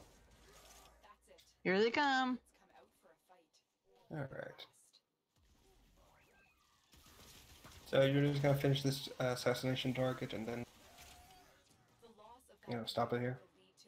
I'm probably gonna continue through this bounty, and then I'm gonna stop it. Yeah, sorry, that's what I meant to say. Yeah. Alright, well, I guess I could, well, while we're waiting for this mission to end, I suppose. Yeah.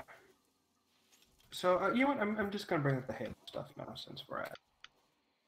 So yeah, Halo 5 and 4, my god, they changed the Elite for the worst.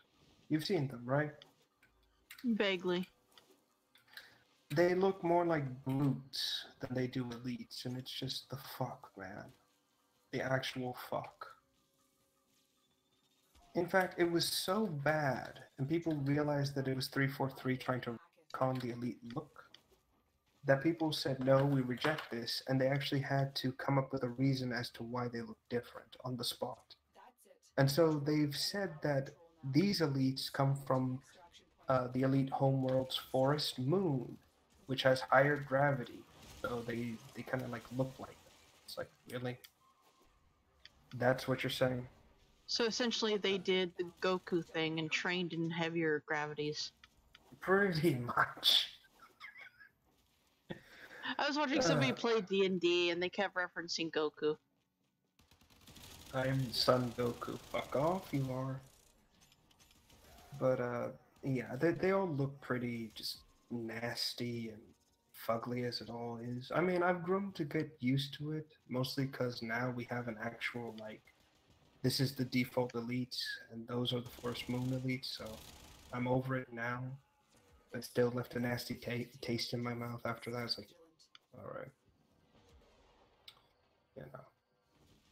I mean, I've kind of like, for my own headcanon, I've basically just said that these elites are just, what is it? These elites are more Viking-like and the regular ones are, samurai, Bushido kind of elites. Which, that is basically what the culture is based on. Yep. Also, we finally know what it looks like. A female? Yeah, female elite. Alright. They like tits. Which makes sense since they're all lizards. Can I just say that's kind of annoying, when artists take liberties and add things that, don't belong there? Oh, like boobs on a dragon? Exactly.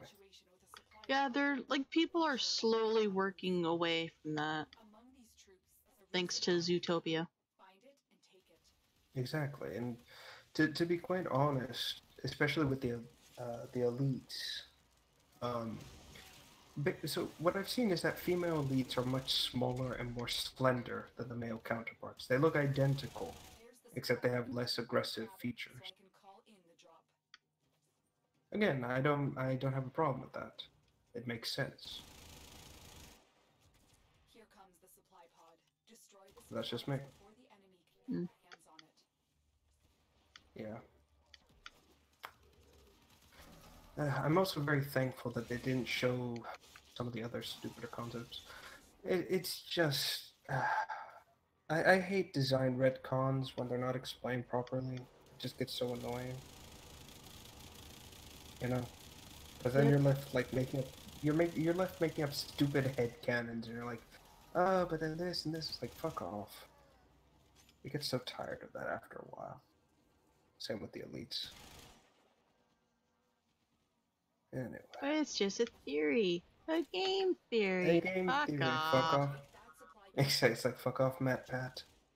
I literally watched. I watched him bake a cake this morning with Yeah, nerdy nummies. I don't know what people's issue is with the guy. I mean, is he really that bad? I don't know. Mm. I don't know. I don't get why people are suddenly have an issue with him about certain things. I mean, does he clickbait? Is that what he does? Well, I don't know. That's the only way I see people piss with him. It's just, oh, he clickbait.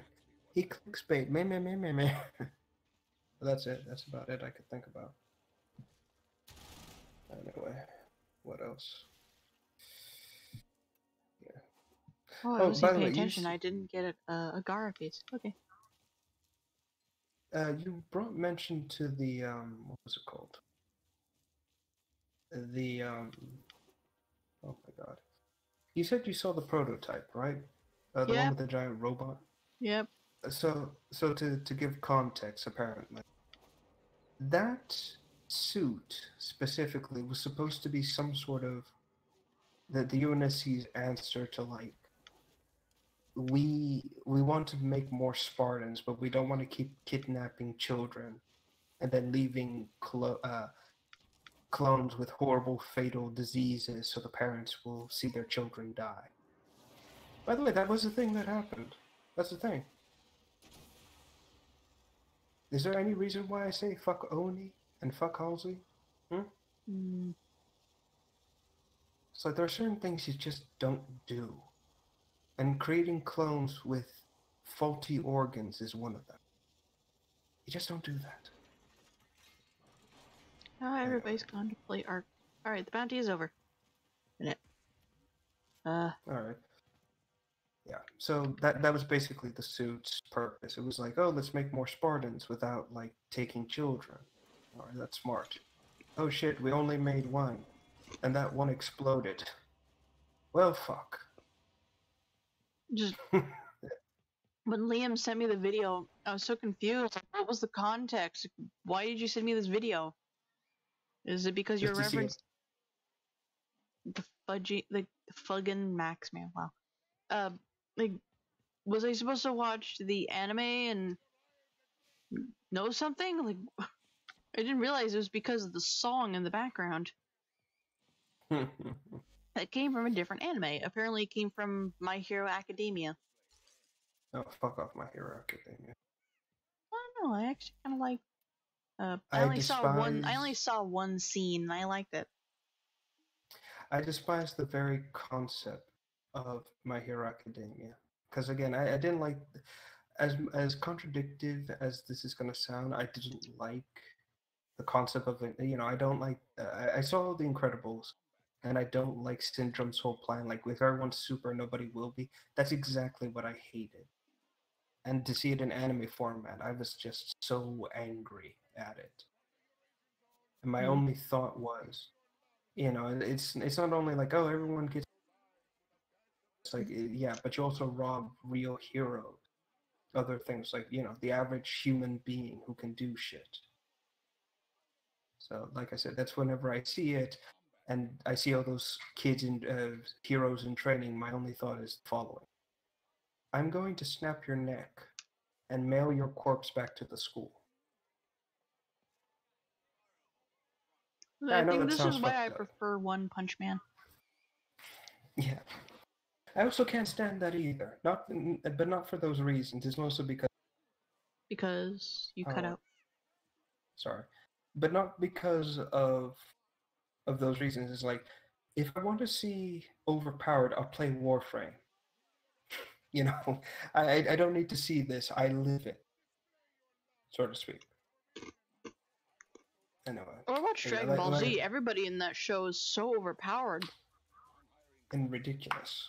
My God. Anyway, Mhm. we need to end. I'm standing here and see just dancing with Equinox waiting for me to click yes for the same bounty we just did. All right, so thanks everyone for sticking around. Sorry we went on a bit of a tangent. So, you know, at the For end. most of that. All right, thanks for stopping by. This has been episode 10 of Left for Random. Let's keep going Because he strong, cut out, guys. we said episode 10. Let's keep growing strong. Mm-hmm. All right, bye.